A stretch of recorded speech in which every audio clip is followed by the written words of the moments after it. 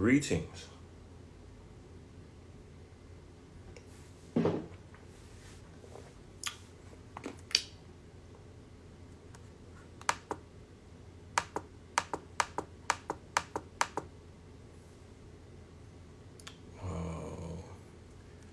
laptop wants to go on an update.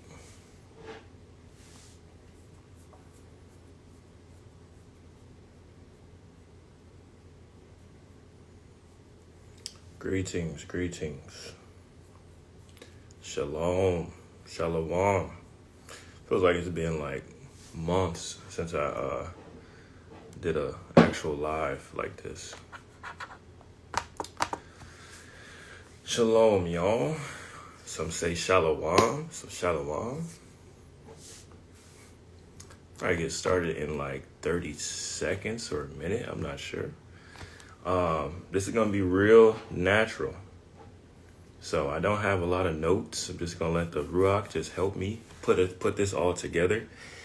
And if you're watching, you obviously have some type of time to watch me and hear me do that. So please bear with me and have a lot of fun. You got some Scooby snacks. That'd be good too. Just kidding, not a Scooby snacks.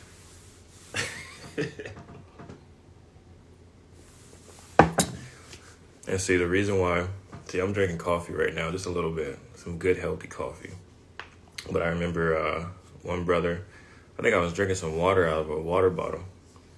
And he was like on the comments like, oh no, don't do that. You're going to get cancer. I was like, ah. Oh. So now I just try to help, just drink on the outside of the screen. So that way I don't offend anyone, No, I'm just kidding. That brother knows who he is. Just poking fun. Shabbat shalom. Okay. Shalom. See, it's some people have Shabbat today. Some on Monday, Wednesday, Friday. So if it's your Shabbat today, Shabbat shalom to you.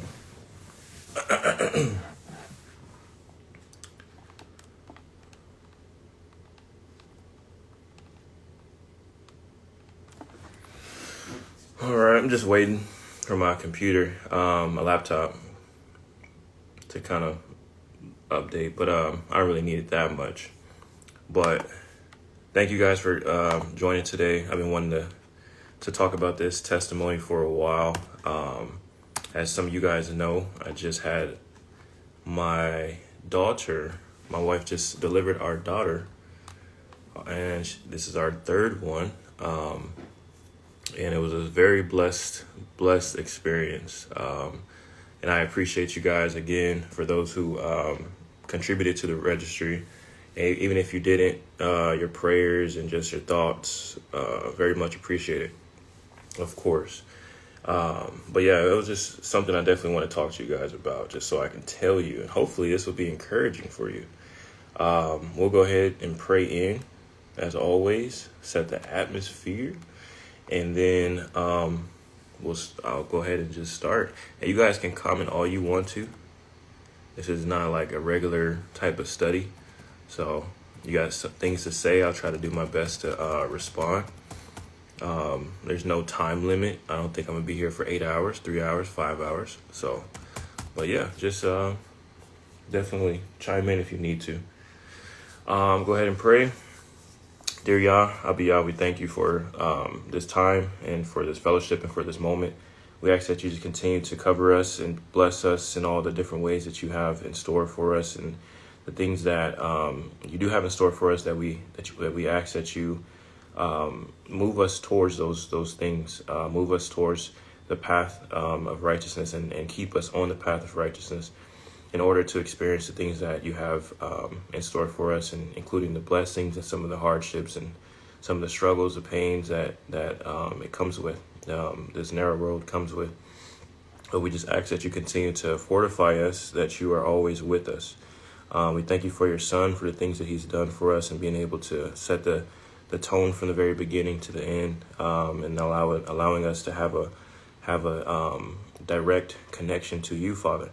And we just ask that you continue to allow your Ruach to grow within us and allow the power and the counsel and the wisdom and the knowledge and the understanding continue to just be a blessing upon us and be growing within us, that we may never settle for where we may be and where we may think that we are great, that you always continue to show us where we need to improve.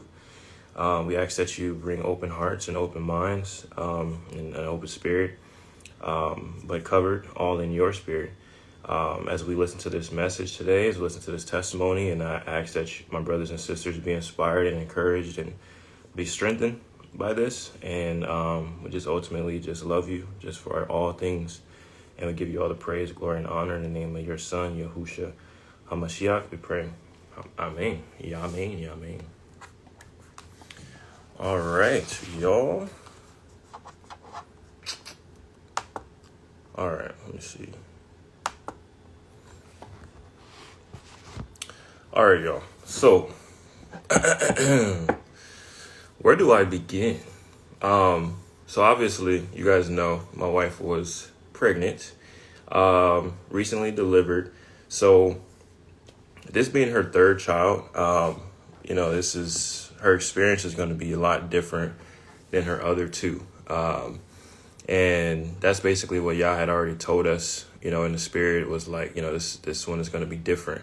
And all of my firstborn son and my secondborn daughter, we've definitely had just a testimonial experience with both of those, both of them. And they have, it's a blessing to be able to give them Hebrew middle names as well, that connects with their birth story, or and things that's going to contribute and connect in their own life that we've already been seeing. So that's been a blessing to always be able to have that reminder, in their names. And that's usually what the Hebrew names were for, or just in the very beginning. They always had meaning. So with this one, just like off of the back of her birth, her starting when she first got pregnant, and then maybe a month later, just going through it, and I think I had a lot of you guys probably remember me posting on the story, like, you guys have any tips about this and that, about the sickness, and it was bad for her. It was tough. So basically, later on down the line, we're getting into, I would say, like the 7th month. She has a lot of things that's going on. I would say maybe the 6th month, actually. So for about a month and a half, she's going through prodromal labor. If I'm saying that correctly, that's why I have my laptop. Because I'm like, I know the women in here, the sisters in here who really about their life with the terms and stuff like that. They be like, nah, you gotta say that right. So prodromal.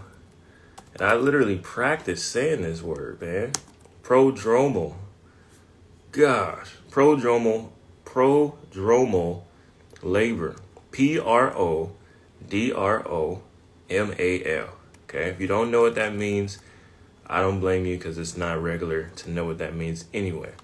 But it means, wow. See, that's when you look on Google, you got to be careful what you see, because it says like prodromal schizophrenia. That's not what I'm talking about at all.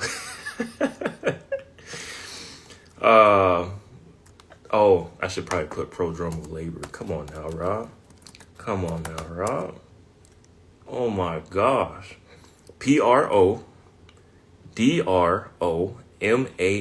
Prodromal labor is labor that starts and stops before fully active labor begins. Okay.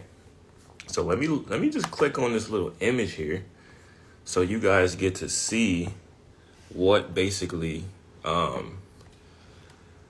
what it basically is. Like, it's the spectrum of labor here. So you see you have all these things, blah blah blah, you get to the baby, right? So my wife, for about like a month and a half, almost, I would say 2 months, she was experiencing all of this.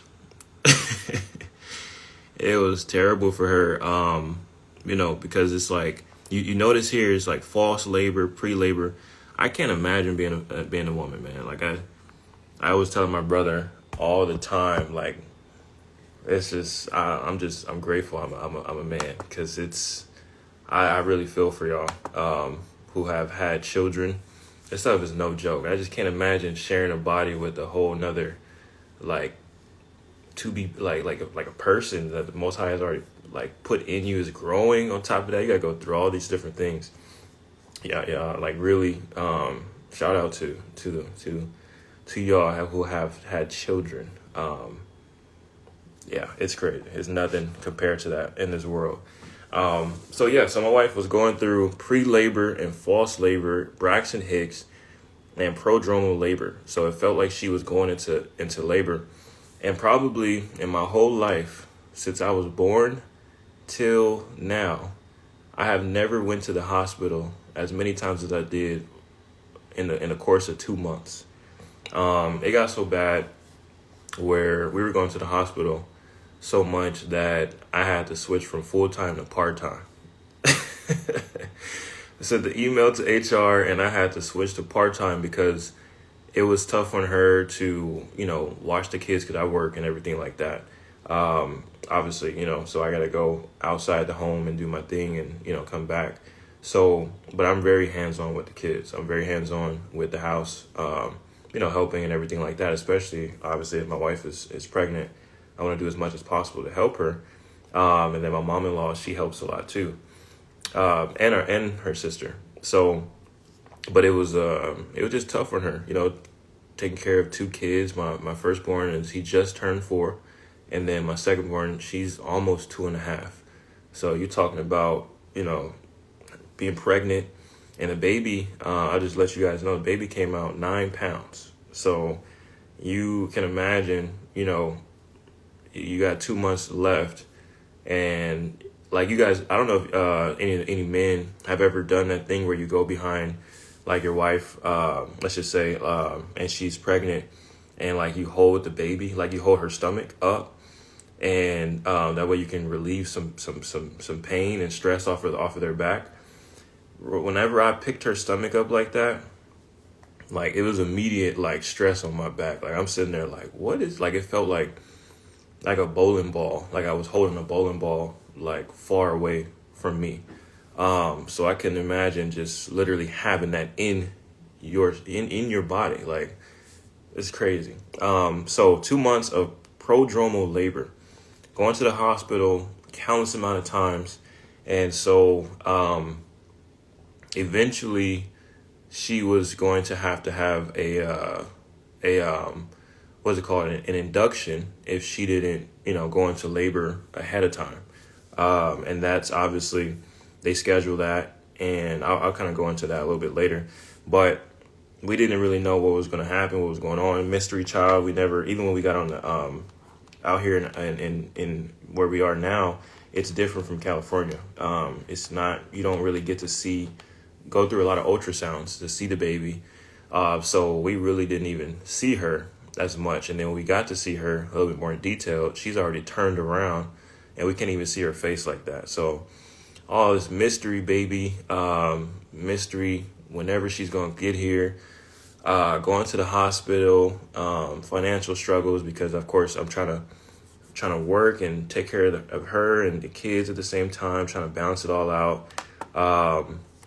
But again, just to kind of interject really quick, you don't, especially like in an online community like this, you're not going to get a lot of spiritual connection in the sense of like, you're going to see a lot of word, right? You're going to see a lot of reading. You guys know I'll post a bunch of stuff on my story for you guys to divide, and I'll save it.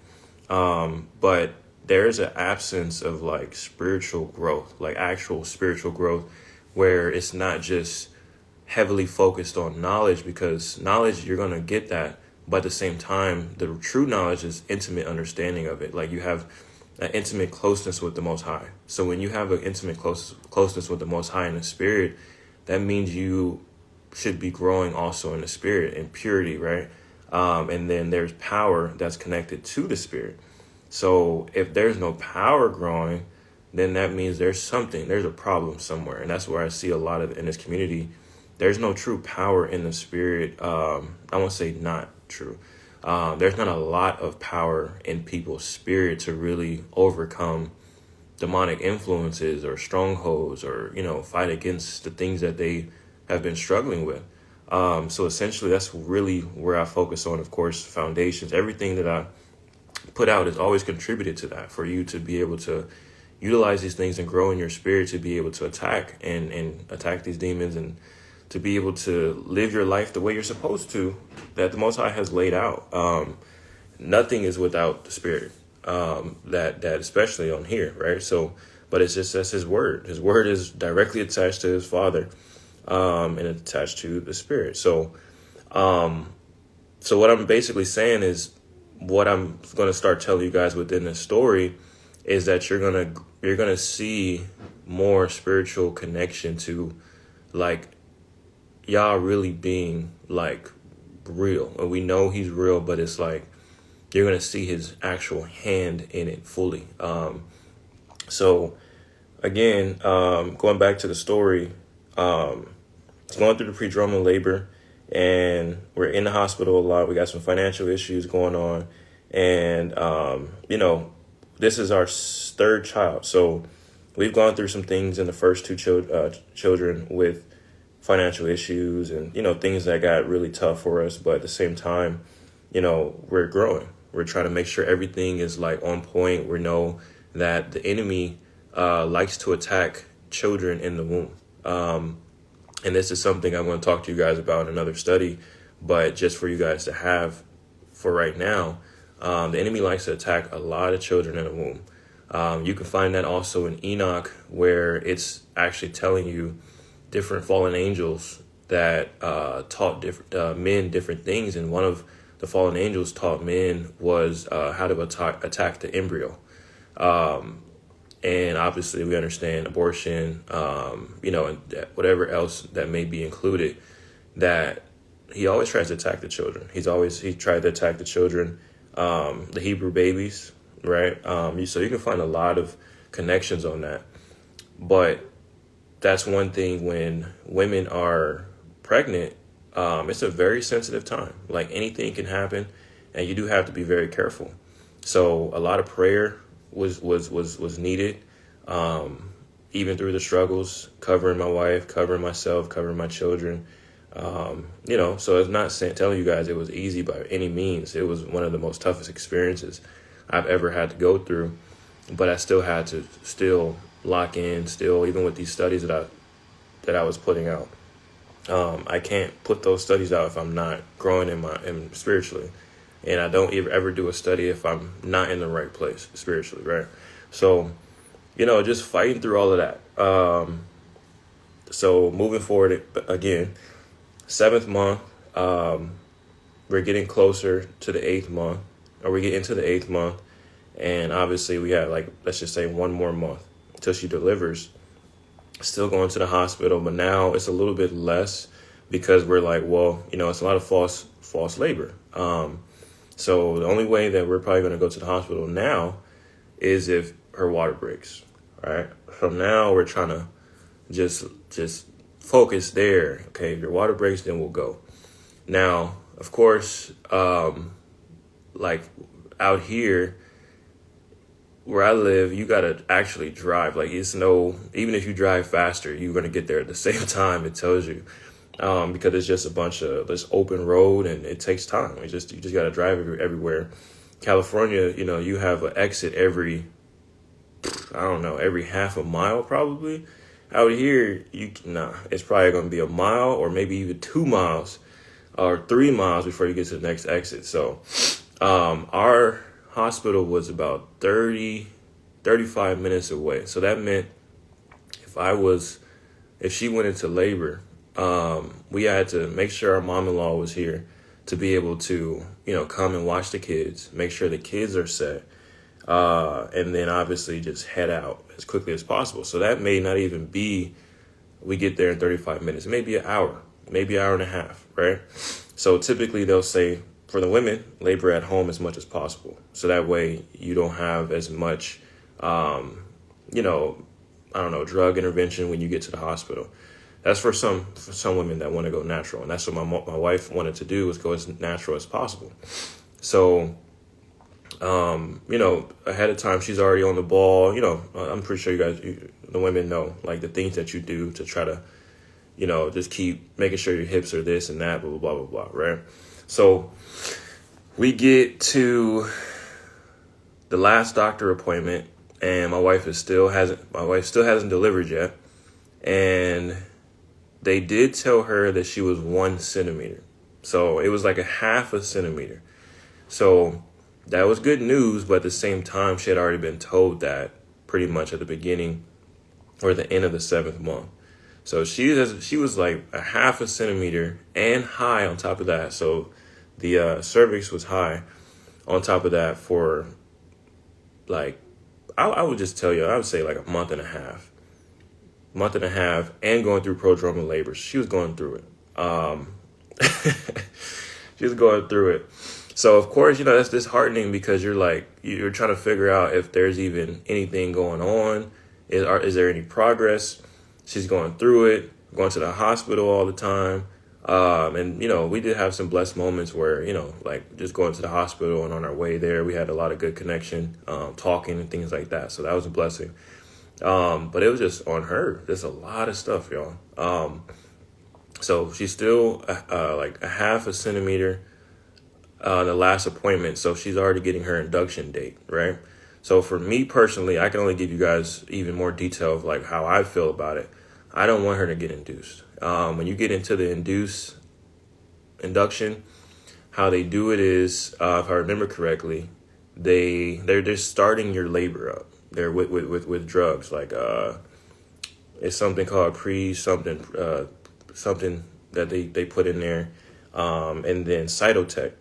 So if you guys ever research cytotech, that actually it's I would say it's 2 functions for cytotech. One way you can use cytotech is if you want to, that they use it for abortions, actually.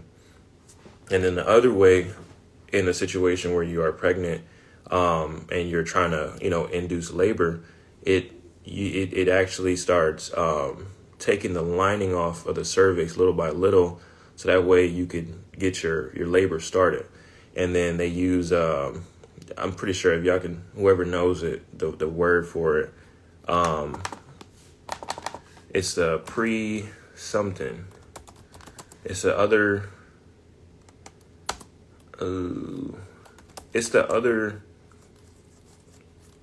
Pitocin. There we go. Pitocin. They're not even pre. I was far away. So they use Pitocin to speed up your contractions, and then they use the cytotech to start shedding the lining of your cervix.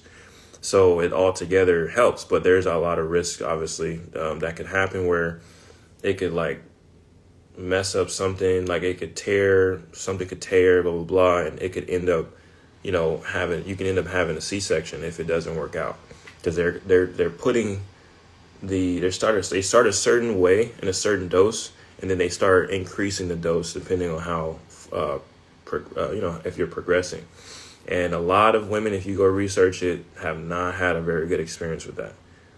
It's very painful, and even women will tell you that it's changed their whole entire life because of the things that they had to deal with afterwards, or just this experience in general. So of course, I'm like, I'm not trying to go through any type of thing. She's been good this whole entire time. No drugs, no medicine, nothing like that. We want to, stay natural, and I'm not feeling good about that induction date at all. So fast forward, we get to the week of the induction, praying, just asking y'all, like, okay, I know when we pray, we know he hears us. And obviously you guys know, like, it's really in his timing. He's going to bless us the way he's going to bless us or discipline us. He's going to put things together the way he's going to do it. And we have to stand in faith. That's what faith essentially means. The imunah and the amen is the connection of standing strong to make sure that you are not being pushed to and fro, and you're standing on his word if you truly believe in his word, if you truly walk in his word and you know who he is. That's why a lot of times in the word, he'll tell you, remember what I did for this people. Just remember what I did for this people. Remember what I did for this people. And so the coolest thing about the son returning is that he also says somewhere in Isaiah that we won't be talking about what he did for our people in Mitzrayim anymore. We're going to be talking about basically the second Exodus, what he did to open up this, the seas here and this, whatever, is going to be a new song, essentially. It's beautiful. So we're going to have that new song in our hearts, a new song in our mouths and in our spirit in that specific time. So, these things that we're going through right now, we have to labor to really grow and really take upon those promises, the covenants, all these different things within us. So that way we carry it and we guard it. And as we guard it, we are able to really put on our spiritual armor, right? To be able to fight against spiritual attacks, right? So we get to the induction day. We're pretty much ready. And how inductions work, they do it at night. So they do it like late at night, like at like 12 in the morning. And that's for, I guess, I know out here in this state they do that, but I'm pretty sure it's probably everywhere. So we leave at about like 7:30, I would say, 7:30 p.m. And so we're encouraged, and we're like, just like, okay, we're focused or whatever. And so we're driving, and we end up stopping at Waffle House. So I had never been to Waffle House before that day. So we stopped at Waffle House, just to get some food in our system, because my wife is like, nah, like they don't let you eat, obviously during the process. So she's like, nah, I'm about to eat, make sure I get some food in. So we go into Waffle House, and then the waiter, she's really cool, old elderly lady, and she actually ends up giving our food for free. She pays for the food, and she writes on the napkin, "Happy Baby Day." So that was a super cool blessing, just to be able to get that for free, and somehow we had got extra waffles because somebody didn't get them or something like that. So it was awesome. So then we go head to the hospital. So remember, y'all, so we are encouraged. We are feeling great. And we're even listening to Eshon Burgundy, Lost Sheep album, one of the most goated albums I've ever heard in my whole entire life. I know I'm probably very late for y'all.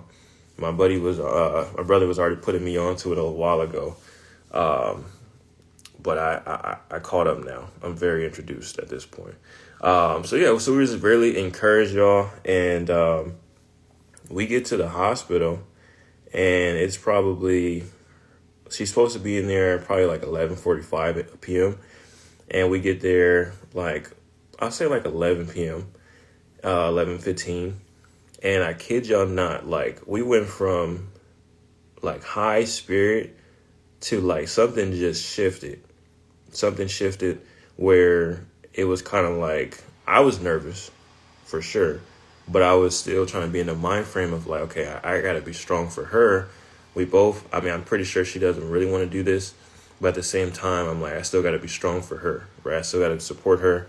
And then I could feel in her spirit, that she was feeling different. And then of course, like she just started crying. And I'm like, seeing that, I'm just like, oh man, like cause I'm how I am.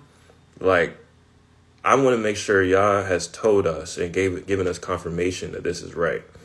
Especially if you're saying you want to go natural, you want to go naturally with the process of, trusting in the Most High for him to be able to, just do everything like in his timing. Right. So I'm seeing her crying. I'm like, nah, we can shut this down. We don't have to do this today. So I'm like asking her questions. I'm like, well, how do you feel? Like what's going on? She's like, I am really nervous. I know we have to do this because it's just, it's a time. And she also had a little bit of health problem. with certain things that go on, that usually with induction, that's the reason also why they may schedule it, is because of a health concern. So it's kind of like we didn't really have a choice initially, but I'm trying to ask her, are you good? Like, are you, we don't have to do this, blah, blah. So, we pray, and the beautiful thing about what I can tell you guys as a testimony also is that when you pray inside of your mind, not out loud, he hears that. Like, he really, if you do it genuinely and you're talking to him, he hears it. And he honors those things that you're talking to him about. So I'm literally talking to him the way I know how to talk to him. I'm like, yeah, like, I know you hear me. My wife she's afraid. I don't really feel good about it. Like, I need you to tell us if this is the right thing or not. And like, I really need you to tell me, because I'm like, you've answered a lot of other things. I'm like, in this moment right now, I don't know. And I need you. Like, I need you to really show me what's going on and like if we need to go. So I still didn't really get confirmation like that. So I'm like, well, the confirmation I can understand is like, just stay strong, be in it, be with her. So we get out, we go and check in and everything like that.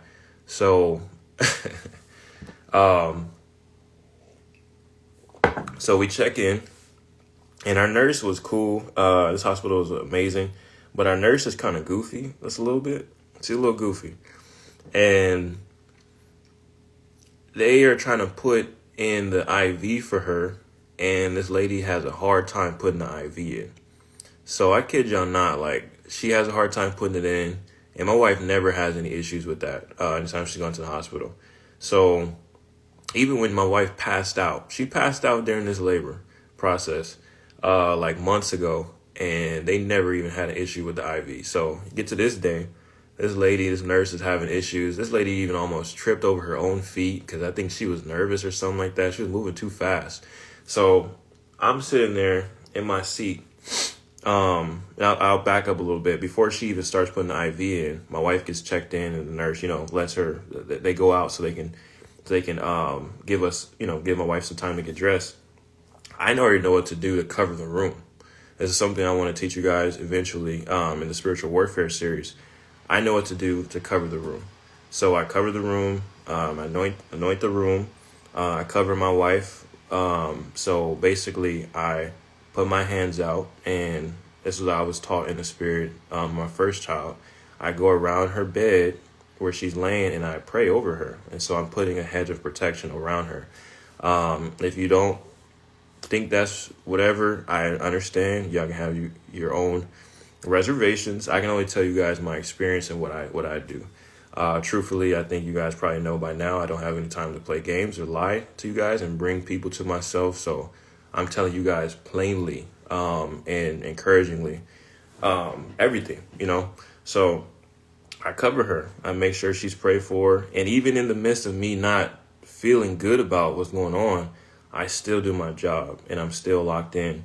And so fast forward, the nurse is having a hard time putting an IV on her, and I'm sitting there I got my word open. And so I got my word open. So I'm literally like reading, and I'm like, because if I pay attention too much, then how I am, like, if I give you this look, I'm probably gonna say something I start getting more serious to figure out what's going on. And I try to make sure stuff is in peace.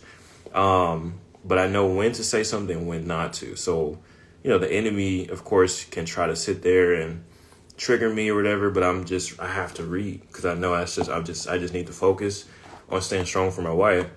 So, I mean, and y'all, it got to the point where literally like she's leaking a little bit of blood on the floor. I'm just like, what? Like, never had issues with this IV. But meanwhile, I'm getting like some fire in the word. Y'all is showing me some fire in the word. I'm just like, bro, what? I'm connecting different things. all while this is happening, but I'm paying attention at the same time, because like with the word, a lot of times if you have problems and you're especially like if you're in the heat of like, let's just say if you're frustrated, if you can just open up the word and just start reading, a lot of times that will really help you. You know what I'm saying? Like just be able to know that you're being meek and you have something to tell you, stay here. You know what I'm saying? So I'm reading as this is going on and they finally get the IV correct. And I'm just like marking stuff like, okay, cool. Like I got all this heat and yeah, everybody leaves again. She has the IV. So of course that in my mind also, I'm like, well, is this a sign? I'm like, is this telling me that we shouldn't be here because it was this difficult and all this stuff like that, right? So remember, y'all, my wife was a half a centimeter, basically, barely 1 centimeter, all the way up to that point. All the way up to that point. So the nurse comes in and she's kind of getting ready to start the process of the induction. And my wife is like, okay, can you guys check me or whatever the case is? And the nurse is like, oh, yeah, we're for sure going to check you, blah, blah, blah. So the nurse checks her and the nurse is like, no, I'll be right back. I need to go get someone. So she goes to get one of the veteran nurses. The veteran nurse checks her. Bro, she says my wife is 6 centimeters. 6 centimeters. 6 centimeters.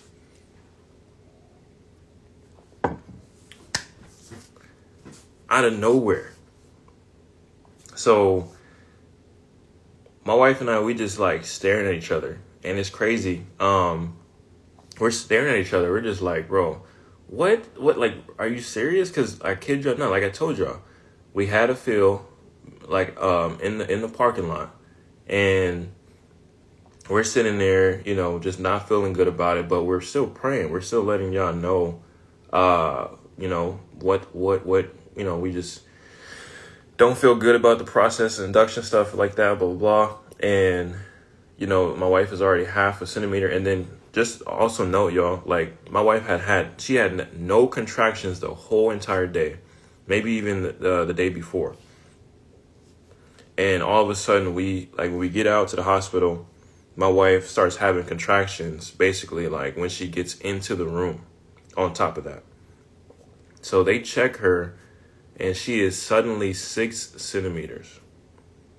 And my wife, we were just staring at each other, just like I was I'm not in disbelief, but our mouths were just dropped. And they left, the nurses left for a little bit, and we were just crying. Like we were just, I went up to her, hugged her, and we were just crying because it's just like I don't understand. So some of you women do understand, but my wife is just, she's going through a lot and she doesn't know when it's going to happen, when baby is going to get here, all of that. And the relief I'm sure she felt was just amazing. And just for me, just to even see, y'all honored our prayers, like in real time. You guys talking about a half a centimeter to 6 centimeters, open cervix. You're talking about like now it's in active labor on the day of induction. Like talk about timing. And it's only him. It was only him. Only y'all could have done something like that. And the way our spirits felt was just, it was just amazing, man. So that was a beautiful moment. So like I told you guys, with supernatural things, miraculous things that happen, they still happen. The Most High always does things miraculously, even if we can't see it. But for something to happen like that, it's just something I want you guys to know.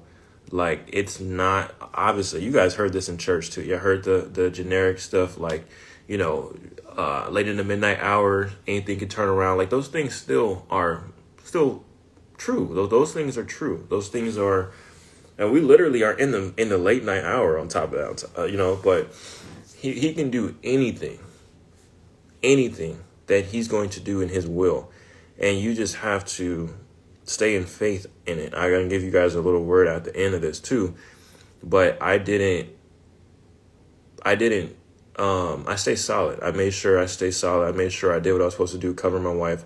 I made sure that I was still going to be strong, and I didn't know what was going to happen. That's one of the craziest things too. A lot of times you're not going to know what's going to happen later on down the line. You do have to lock into faith. You don't know.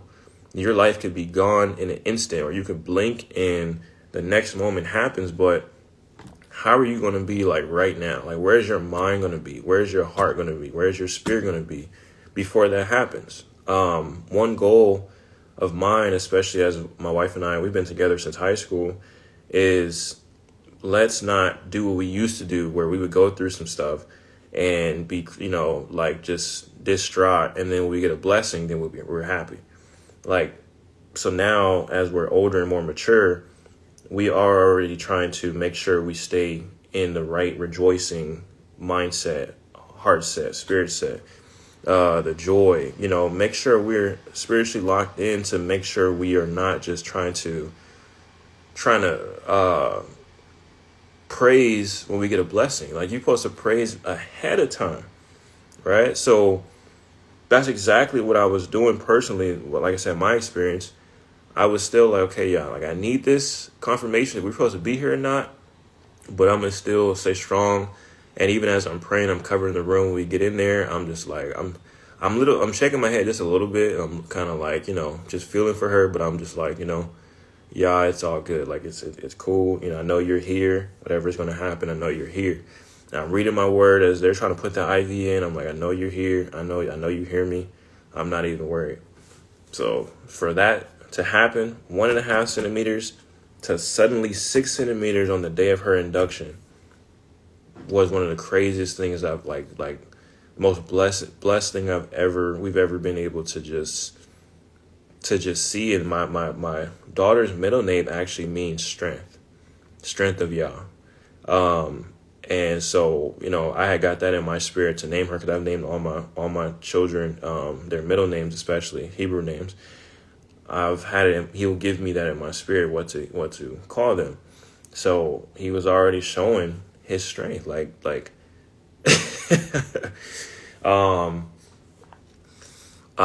y'all. So, and another interjection too, kind of rewinding.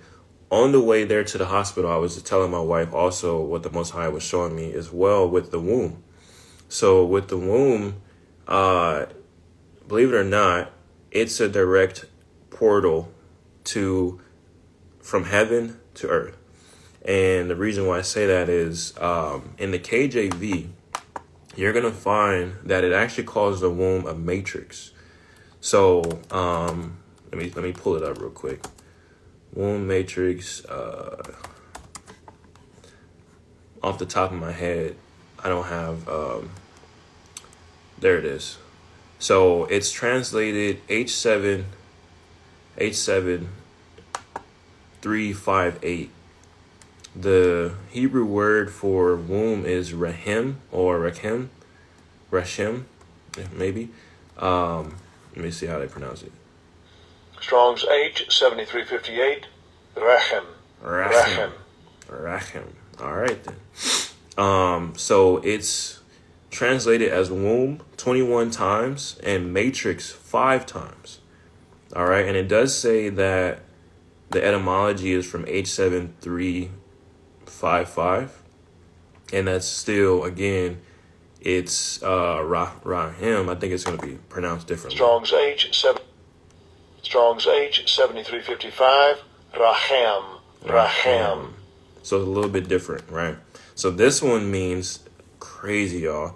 It means the root. So the root etymology of womb and matrix means mercy, compassion, pity, love, merciful. To love deeply, to have mercy, to be compassionate, tender affection.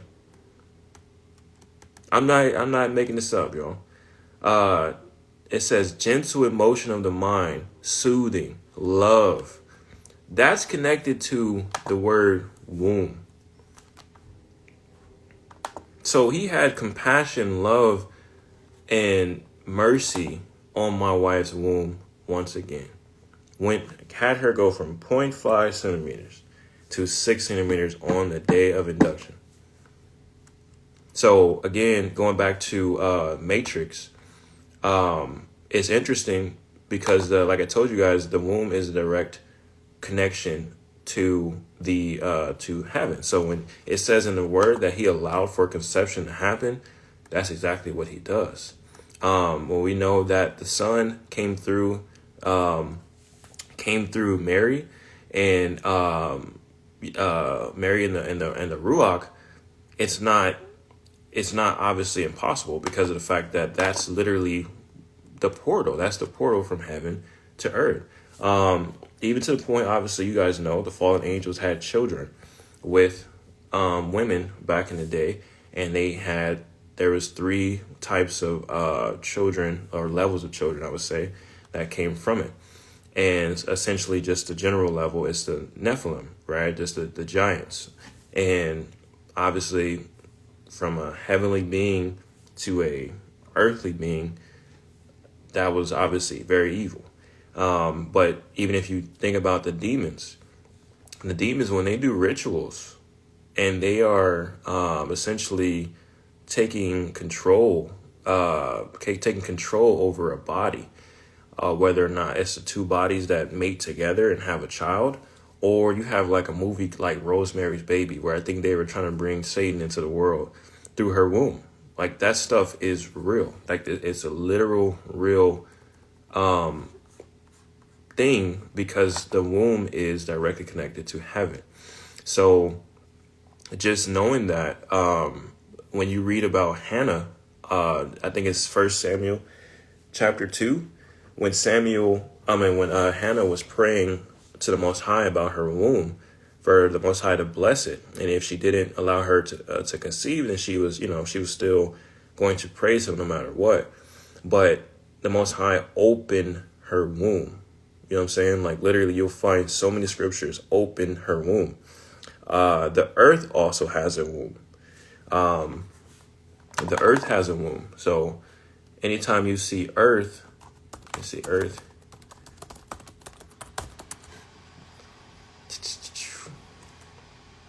me look up so the word for earth is Eretz. It's 776 in the Strongs. And of course, the part of speech is a noun, and it's a feminine noun. Okay, the earth is feminine. There, you're going to see a lot of different things where it's masculine, feminine, and the Hebrew parts of speech or Hebrew wording, right? So, earth, womb. I'm just going to look that up for y'all just so I can put it in here.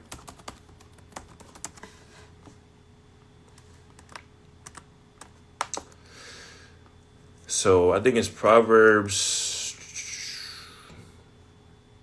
30:16.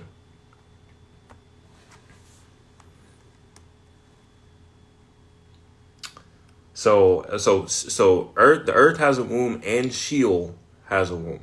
So it says in Proverbs 30:16, the grave, the barren womb, land which is never satisfied with water, and fire which never says enough.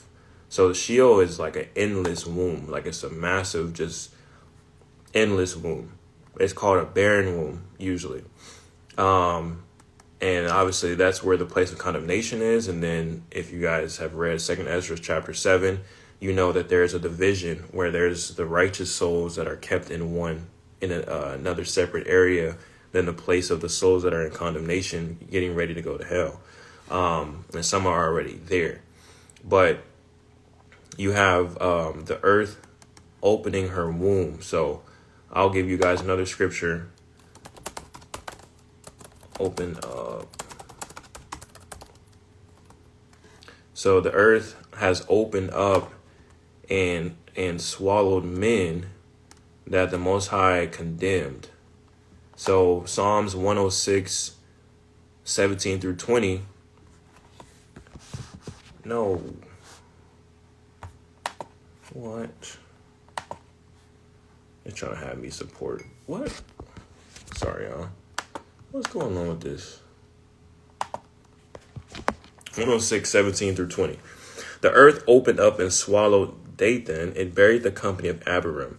So this is a moment that happened in the scriptures, where the earth opened up and took some men alive into hell, into Sheol. And Sheol is directly underneath the dry ground. So if I could share images with y'all, I would, because I can't, because IG took that opportunity from me, or took that ability, because they shadow banned me, I guess, if you want to say. But basically, I'm telling you guys, the womb is directly connected to heaven. And that's what I was telling her on the way there as well. And it's beautiful that it also calls it like a matrix. It shows you, like, of course, you guys can match it up and mix it up with the Matrix, the movie and all that stuff. They have people, remember they had those people in the pods, and they were coming out of the pods, going into the Matrix and being born and stuff like that. People know. These people know things, man. So yeah, y'all, blessed my wife's womb. Had her go from a half a centimeter to a 6 centimeters. It was a very awesome and beautiful moment. And then moving forward, once we got past that moment, now she's obviously in the active labor phase. So then she's like feeling like, okay, the contractions are going crazy. So this is about like 1 o'clock. So contractions are getting stronger, and she's like, wait, what's going on? Still, she's going natural. So she don't have the epidural. She don't have anything. But she's like tripping, because she's like, all right, this feels crazy. It was like super uncomfortable for her. And the baby wants to come out. Like, the baby is starting to really push, but they're telling her like, well, you're still, you're 7 centimeters, but there's a way where the baby is still high. Okay. So there's like levels of, where the baby's head is. Let me see here. Let me see if I can pull it up for y'all.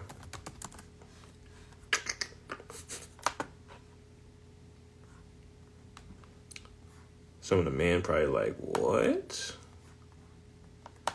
Yeah, you gotta know this, man. All right, look, y'all. So they were saying my wife, saying our baby was like still like, yeah, like -2, even though she was 7 centimeters. So when the baby doesn't get to a certain point, obviously later on down the line, you may have to do C-section or something like that. Sometimes the babies are not in the right spot, or they're turned a certain way. But essentially they were saying that the baby was not engaged. All right. He was at -2. And then she had got to 7 centimeters and was basically at 8. But they were saying that baby was not engaged yet. So of course that's a new issue. We're like, okay. So my wife, she knows you have to move around. You have to do things. If you're doing natural labor, you have to do some stuff in order to, make sure you're in position or whatever. But she was not wanting to move. Like, the way she felt uncomfortable, I was like, what the heck? Now, let's let y'all know, in our second baby, my wife actually tried to hold our baby in, because my baby was, our daughter was trying to come out, and my wife wasn't kind of mentally ready yet. She tried to actually hold her in for a little bit, just so she can get prepared. So I'm looking at her in this third baby. I'm like looking at her and how she's positioned. I'm like, I know you're not trying to hold this child. So I have to tell her, I'm coaching her at this point, because I'm also a coach, basketball coach, and a trainer as well, for one of my business job. So I'm like coaching her, I'm like we gotta start moving. I understand, blah blah, but if you don't help the baby do what she's trying to do, you're not gonna be able to deliver her the right way. We already in this moment. This is what she wanted. Like, we gotta move. We gotta start doing some stuff. So after like 10 minutes, she finally like moves out of the fetal position and holding on to the bed. And at this point too, she was crushing my hand. So I'm just like, all right, I'm focused. I don't care about my hand anymore. I'm like, I already counted it as a loss. You can destroy my hand, whatever you need to do. But we need to make sure we get this baby out. So she finally gets up off the bed. The nurse leaves for a bit. And all of a sudden, like, my wife is like shakes, and she's like, oh, she's coming. Like, the baby is coming. I'm like, oh, crap. So she lets out this like yelp, and she's like, help, like, cause she's trying to talk to the nurse. So I'm trying to like get her back on the nurse on the bed, and when she sits down, she lets out another like scream, and she's like, oh, and I'm like, oh snap. So I'm like trying to call for the nurse, like I'm like, nurse, but it's not really loud enough because I'm still trying to focus on if I can help her. So the nurse comes in, and my wife was like, the baby is coming, and the nurse is like, walks to her bed. She's like, okay. So she's like, let me go grab something. The nurse turns that way to start going out the door. I kid y'all not. My daughter flies out of my wife. She pops out and does like a tiny roll, and she's on the bed. She's like on the bed, so like, and she's attached to the umbilical cord, obviously. So this baby like delivered herself essentially, where this baby just pushed her way out. And I'm sitting there looking at this baby like, what I'm like this. I'm just like, what? And my wife is like telling the nurse, get the baby. So nurse comes back, and everybody's just looking confused. Everybody's like super confused because they're like, what just happened? Remember, we got there at 12, basically. My wife delivered, our baby girl came out at 3:59 a.m. 3:59. So everybody is like, what in the world just happened? Like, because they never really seen it like that happen. A lot of people may go through labor for a long time or whatever the case is, but we're all shocked, and we just all just like, what is going on? This is crazy. And yeah, y'all, like 3:59 a.m. My daughter flew out like she was like trying to slide for home base. That's how she flew out. And I'm staring at this baby like, are you kidding me right now? Like, and she even did a little like, like when you slide, you kind of go zzz, like she did that on the bed. So, and again, if you guys remember Deuteronomy 28, one of the blessing was that he will bless the womb. He's still doing that. He still blesses the womb, especially for those who are obviously living in him. He will bless your womb. You just have to truly believe in those promises and truly believe something like Hannah, where she prayed for her womb to open, that he's going to open your womb or bless your womb or cover your womb. Now, obviously, anybody tells stories like this or testimonies, if it doesn't happen to them, it could lead to unbelief and lead to, what is it called? Bitterness and things of that nature. I can only encourage you guys and exhort through the testimony, because it can apply to any other situation, any other thing that you guys go through in life, because the scriptures and the precepts are still there. The way that we truly hold our faith and hold our trust into the Most High is always the foundations. You do it in fear, you do it in wisdom, and you do it in righteousness, right? So that's always the foundations, no matter what type of story you hear like this. But ultimately, I just want you guys to see, literally, Yah was there, and he honored our prayers, and he was there every step of the way. To where we'll always have this story. We'll always have this birth story to be able to tell our children and to be able to celebrate yearly. Obviously, we got to celebrate on a birthday specifically, but we'll always celebrate our children's, the story of Yah being able to show up and deliver and cover our children, cover my wife, and, just the whole process. Like, we'll always celebrate that. That's what you're supposed to do. You celebrate your wins and even your losses. You remember those losses, and you know that Yah still redeemed you, or he recovered something that the enemy took away from you, but later down the line, Yah still blessed you with it. Just various things you guys can still connect to different scriptures, but with this testimony, I can't lie to y'all. This is what actually happened. Beautiful, beautiful blessing. So I definitely wanted to read real quick, excerpt some scriptures from Shepherd of Hermas. That's my favorite book. It's 3 levels of it. It's the visions, the commandments, and the similitudes. If you haven't read this before, I highly encourage you to do so.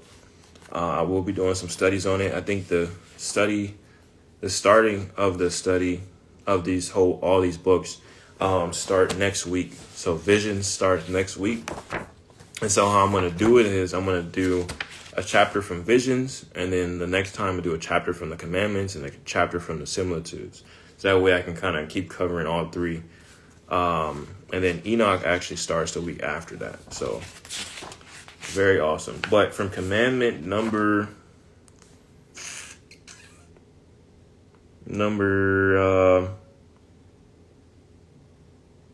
I think it's 9, y'all. Yeah, 9. I want to read this to you guys. And it's about doubting and faith. All right. So commandment 9, Shepherd of Hermas, it says, he says to me, put away doubting from you and do not hesitate to ask of Yah, saying to yourself, how can I ask Yah and receive from him, seeing I have sinned so much against him? Do not reason with yourself, saying that, but with all your heart turn to Yah and ask of him without doubting. And you will know the multitude of his tender mercies, that he will never leave you, but fulfill the request of your soul. For he is not like men who remember evils done against them, but he himself does not remember evils and has compassion on his own creature. Therefore, cleanse your heart. So you see that there's action still involved with him fulfilling a request, fulfilling our prayers and supplications unto him. There's still things that we're supposed to still be doing in purity. All right. So it says, therefore, cleanse your heart from all the vanities of this world and from the words already mentioned in acts of Yah, and you will receive all. And in none of your requests will you be denied, which you make of him without doubting.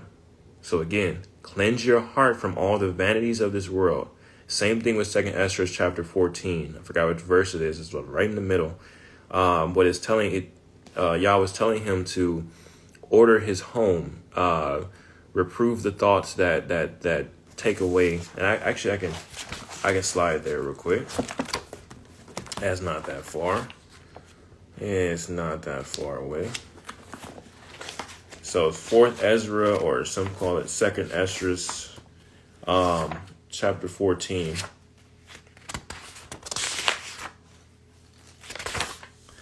He told him to, before Ezra's getting ready to get taken up, he told him to, verse 13, chapter 14, it says, now therefore set your house in order, reprove your people, comfort the lowly among them, instruct such of them as are wise, and now renounce the life that is corruptible.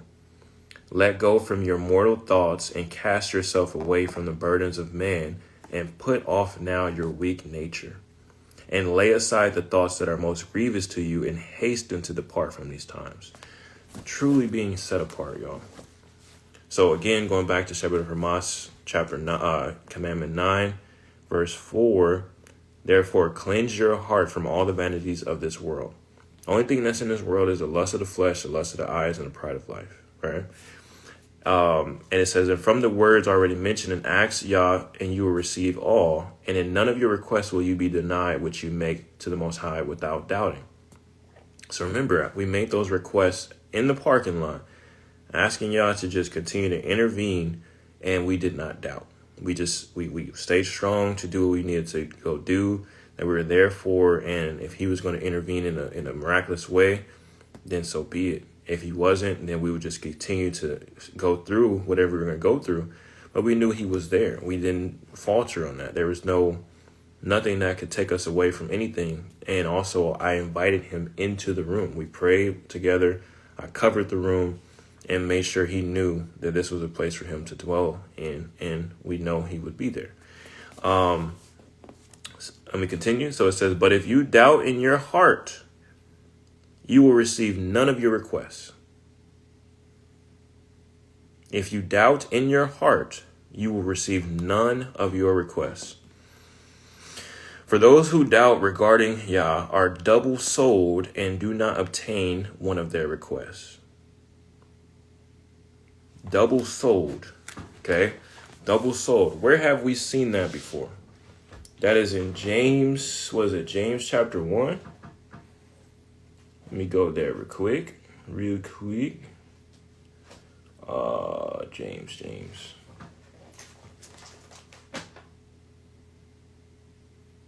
Sorry, y'all. James. And y'all are welcome to come back at any time or whatever the case is. You gotta go. It's all good. I will save this for sure. I will save this. Some of y'all didn't even know y'all was about to get a word today. So James chapter 1. I'm going to read. I like reading from the Amplified version if I'm ever doing a study, just because I can give a little bit more details through there. And you guys can kind of divide it a little bit better. So James chapter 1, and it does say in verse 5. So it says, if any of you lacks wisdom, Yah who gives to everyone generously and rebuke of blame, and it will be given to him. It says, ask of him, and it will be given to you generously without rebuke or blame. But he must ask in faith without doubting.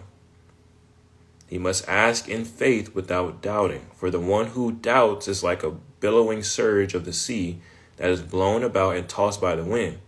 For such a person ought not to think or expect that he will receive anything from Yah, being a double-minded man, unstable and restless in all his ways, in everything he thinks, feels, or decides. Again, no doubting.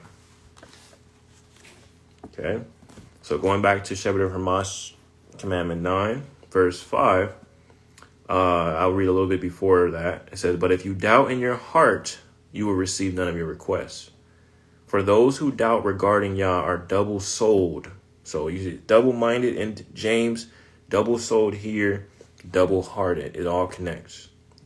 And it says, and do not obtain one of their requests. But those who are perfect in faith ask everything, trusting in Yah, and they obtain because they ask nothing, doubting, and not being double-souled.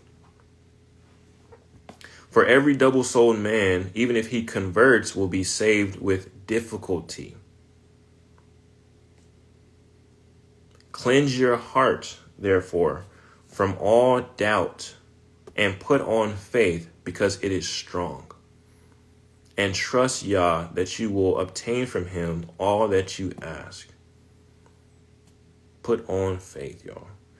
And if at any time after you have asked of Yah, you are slower in obtaining your request than you expected, do not doubt, because you have not soon obtained the request of your soul. For invariably it is on account of some temptation or sin of which you are ignorant that you are slower in obtaining your request. So this is very interesting here. Okay, so we do have the testament of Joseph. So you remember when he was going through what he was going through with the lady that was tempting him, right? We have that in his testament. He actually gives a lot more details, like personal details of how he felt and what he was going through. But if I can find it here, if not, I would just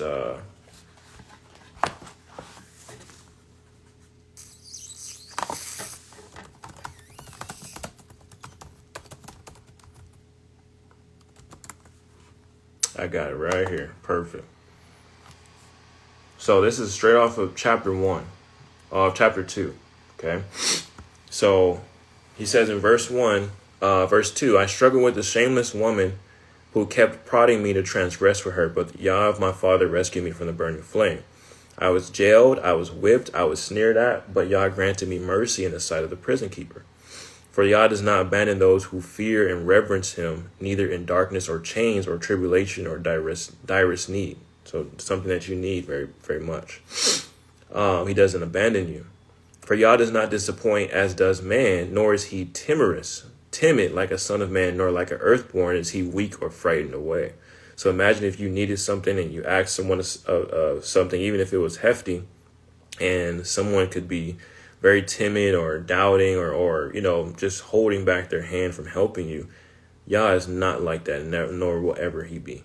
Verse 6, chapter 2, in all these matters, he takes his stand, and in various ways he offers assistance, even though for a brief time he may stand aside in order to test the disposition of the soul.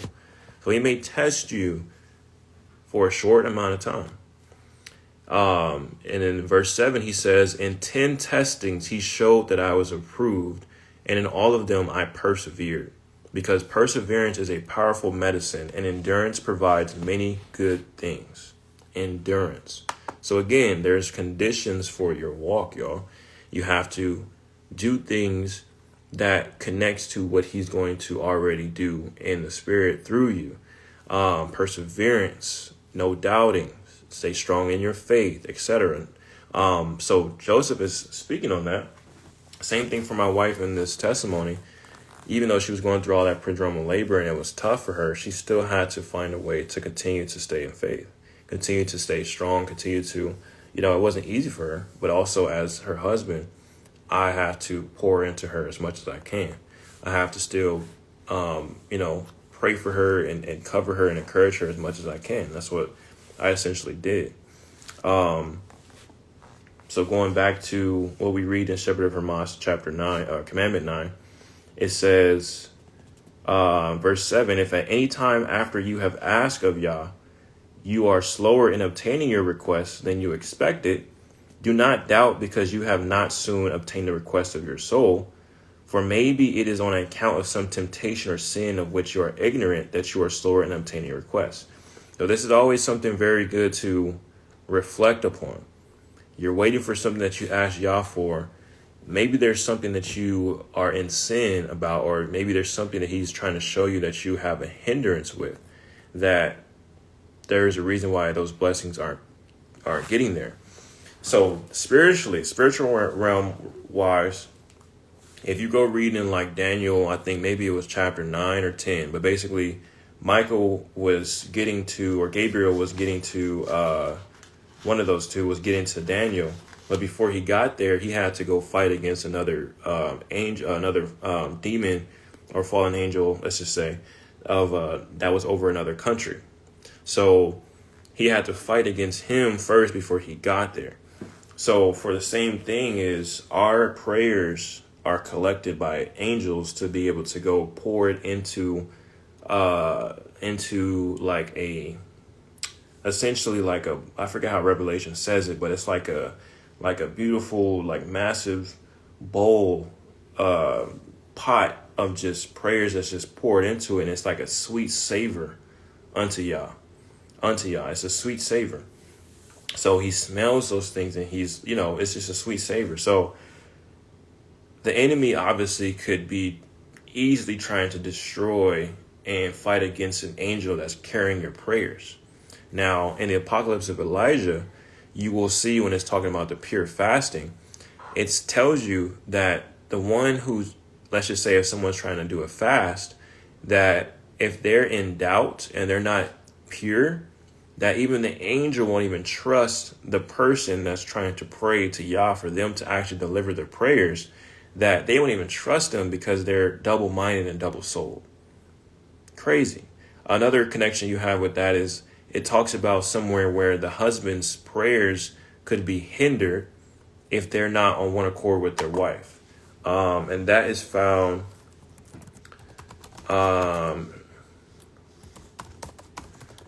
I think that's in Ephesians. Oh, 1 Peter 3:7.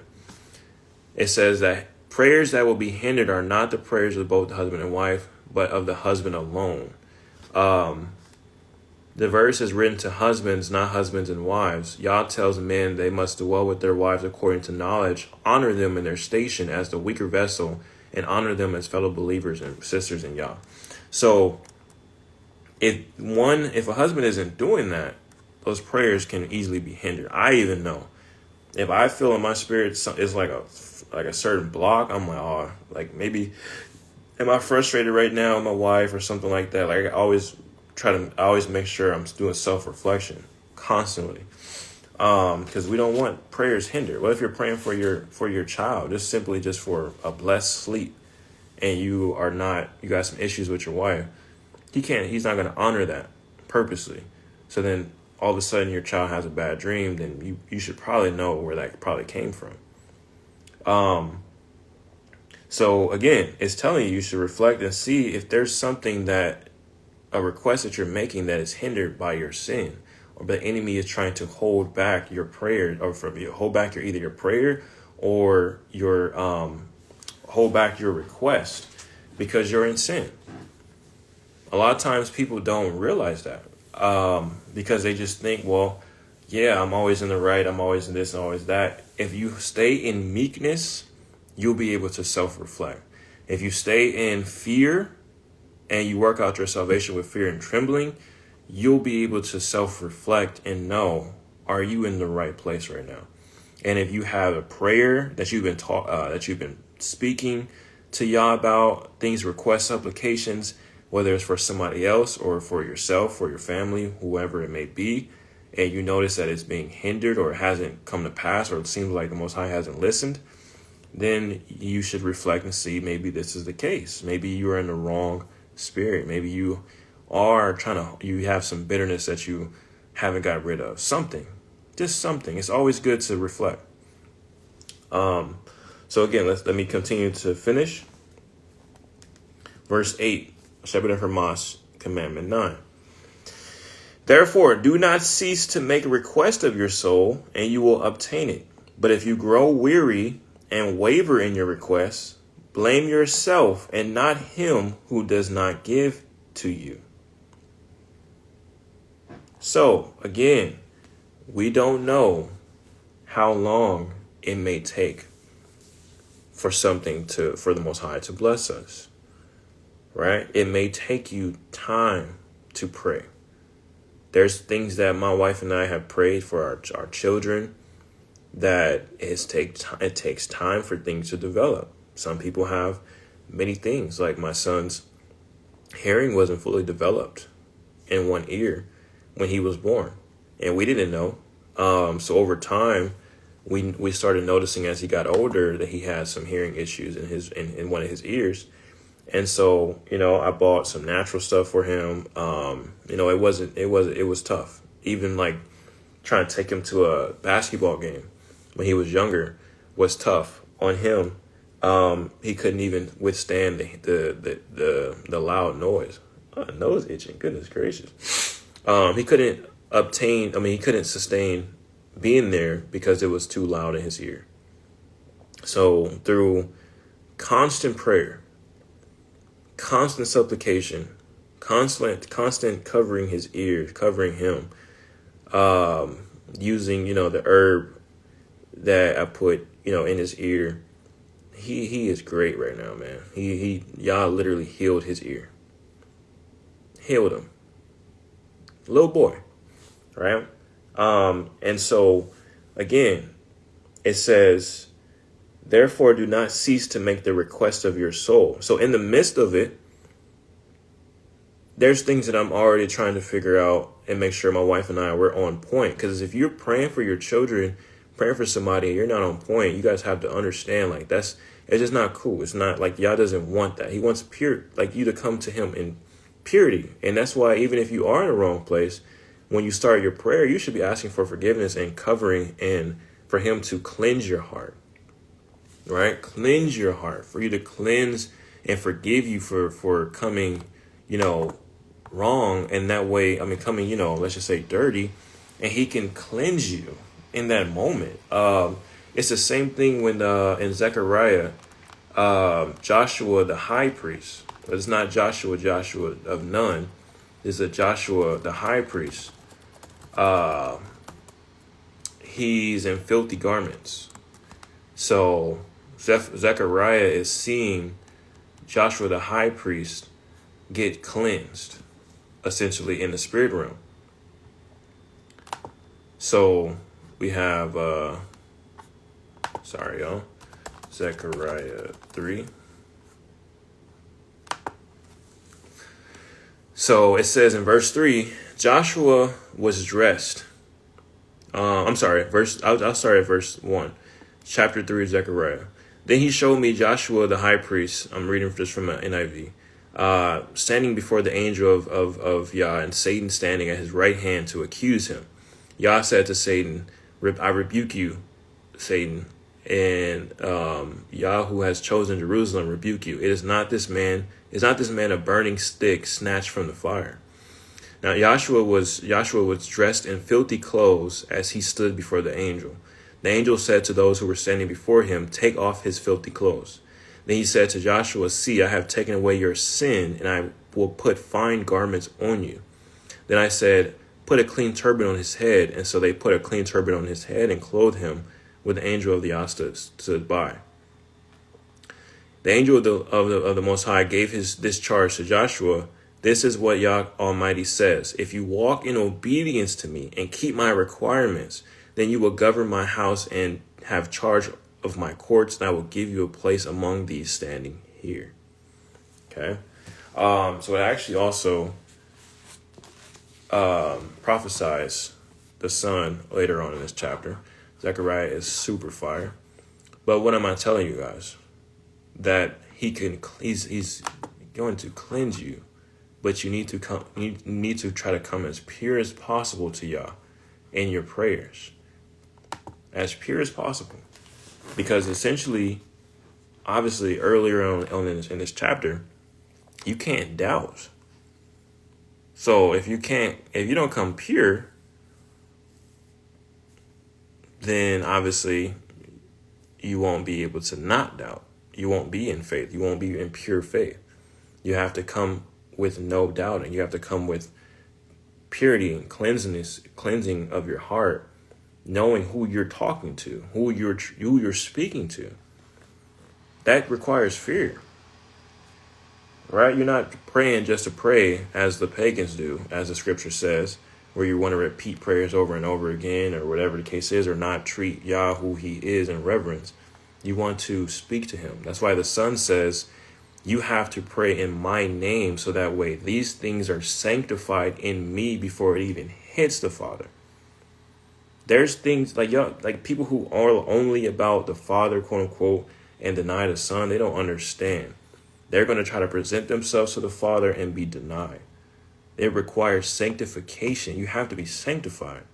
You have to be cleansed. You have to be absolutely pure. So that's why the Son says he is the vine and his Father is a vine dresser.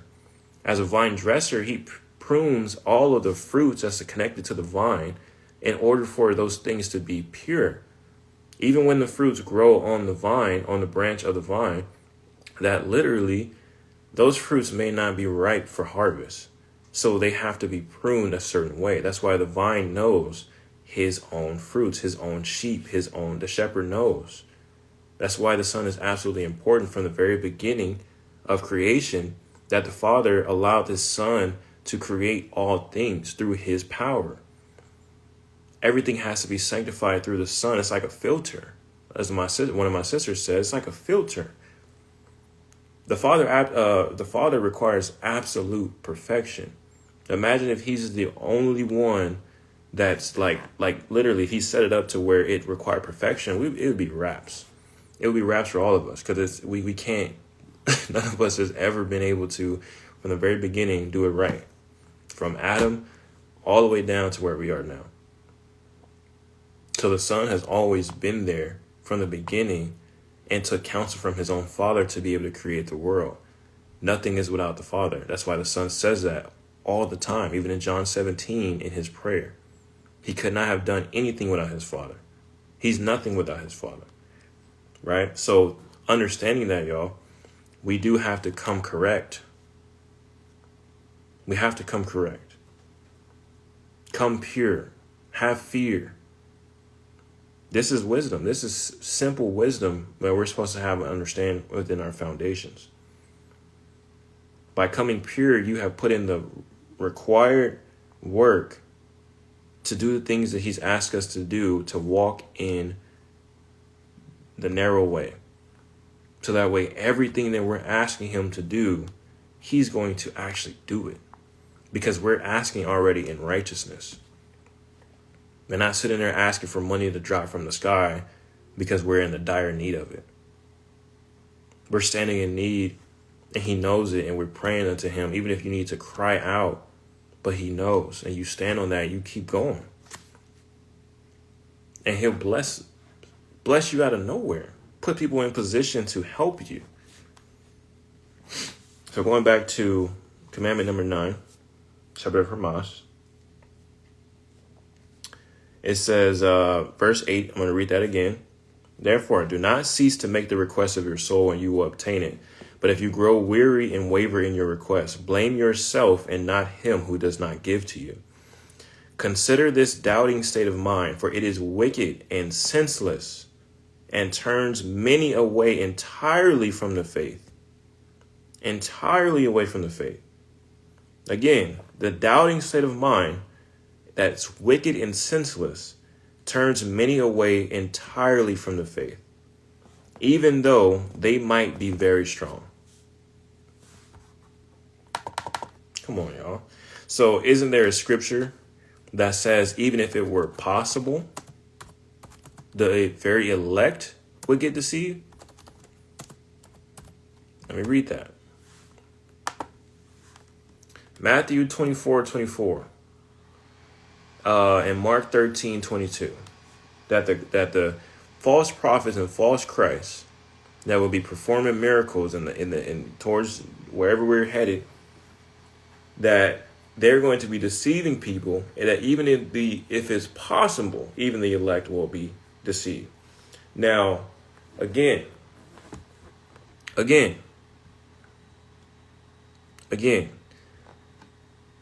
people limit and or they marginalize and they diminish what is really coming.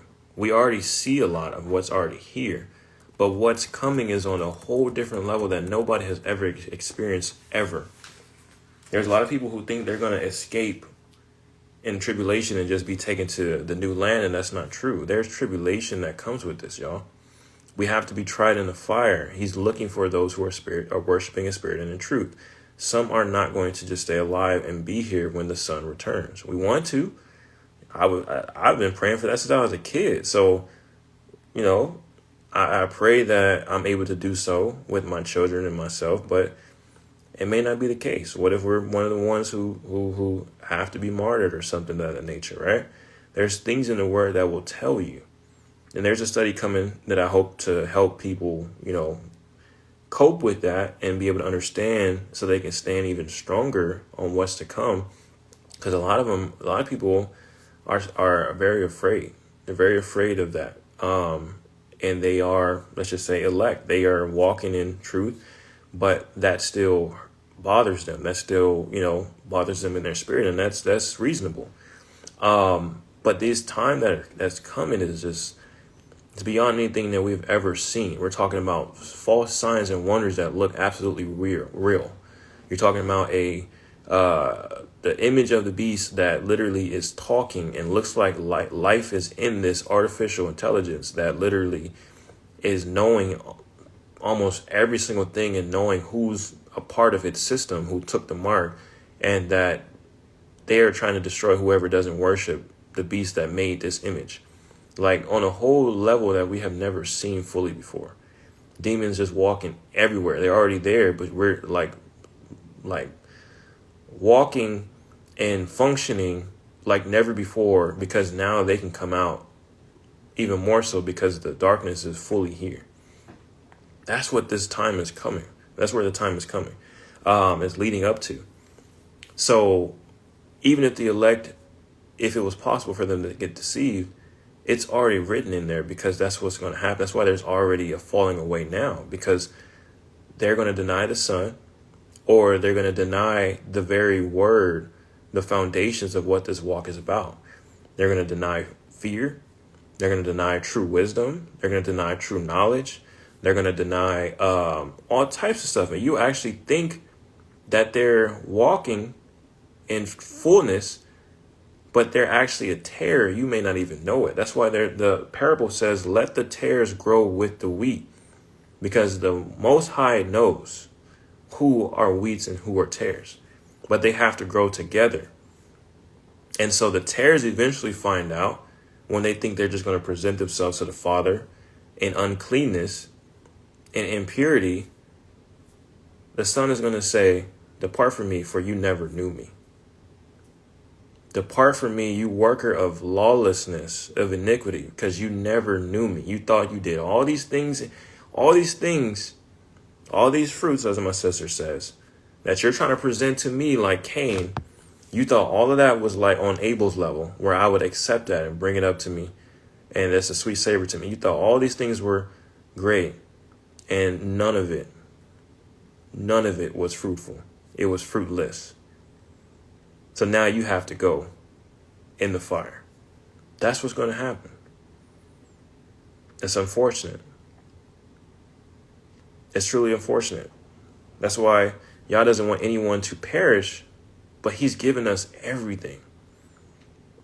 Right? So we're still even talking about, on the basis of what we're talking about, the principles, we're talking about doubting and faith. So again, verse 9, doubting, the state of mind of doubting is wicked and senseless, and turns many away entirely from the faith. Absolutely, sister. They have a form of godliness but deny the power. Then that's why I said in the very beginning of this testimony that there is a lot of power in the spirit that's missing, especially in this community. And that's why I'm super grateful that I can start doing the weapons of spiritual warfare very, very soon. Because I know in my heart and my spirit, he's giving me that to help brothers and sisters who will hear grow in spirit. There's things that we're supposed to be doing in these times and in what's coming. A lot of people will tell you, oh, that's metaphorical. Oh, that's not real. It's just a frequency, or whatever the case is. Things have validity with frequencies, right? But spiritual realm, we have to understand that the Son also coming to renew the covenant. He blessed us with a power that was given fully to the prophets back then. So we have the ability to cast out demons. We have the ability to heal. We have the ability to, all these different things, the gifts of the Spirit, how Paul has labeled it. But things are still real. But you're not going to get all of that sense of that in this community, because you're always being taught either an esoteric truth that only this person knows, or you're told, okay, this is the right name. Somebody's going to tell you not to pray in Yahushua Mashiach's name, to pray in Enoch's name, to pray only to the Father.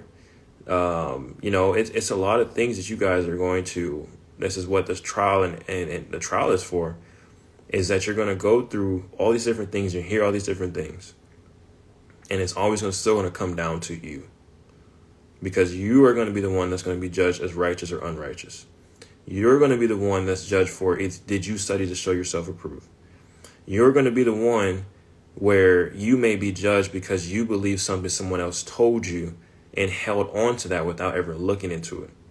Your judgment is going to be yours alone at the end of the day. As me as a husband, I have to make sure my wife is presented without blemish, and my children. But again, I'm still being judged alone. He's still judging me for what I did with them, for what I did with you guys, for how I spoke with you guys, how I shared different things with you guys. So in fear, try to do everything in fear and meekness. I'll never change up. That's why I told you I'm probably not even going to be on this platform forever, because I'm not sitting here trying to bring more studies up just so I can keep you guys listening and all that stuff. At some point, it has to stop because it's all done or it's all out. There's other things that I can do now to do, whatever. But that's within my ordained path of whatever I need to go do. Same thing with your ordained path.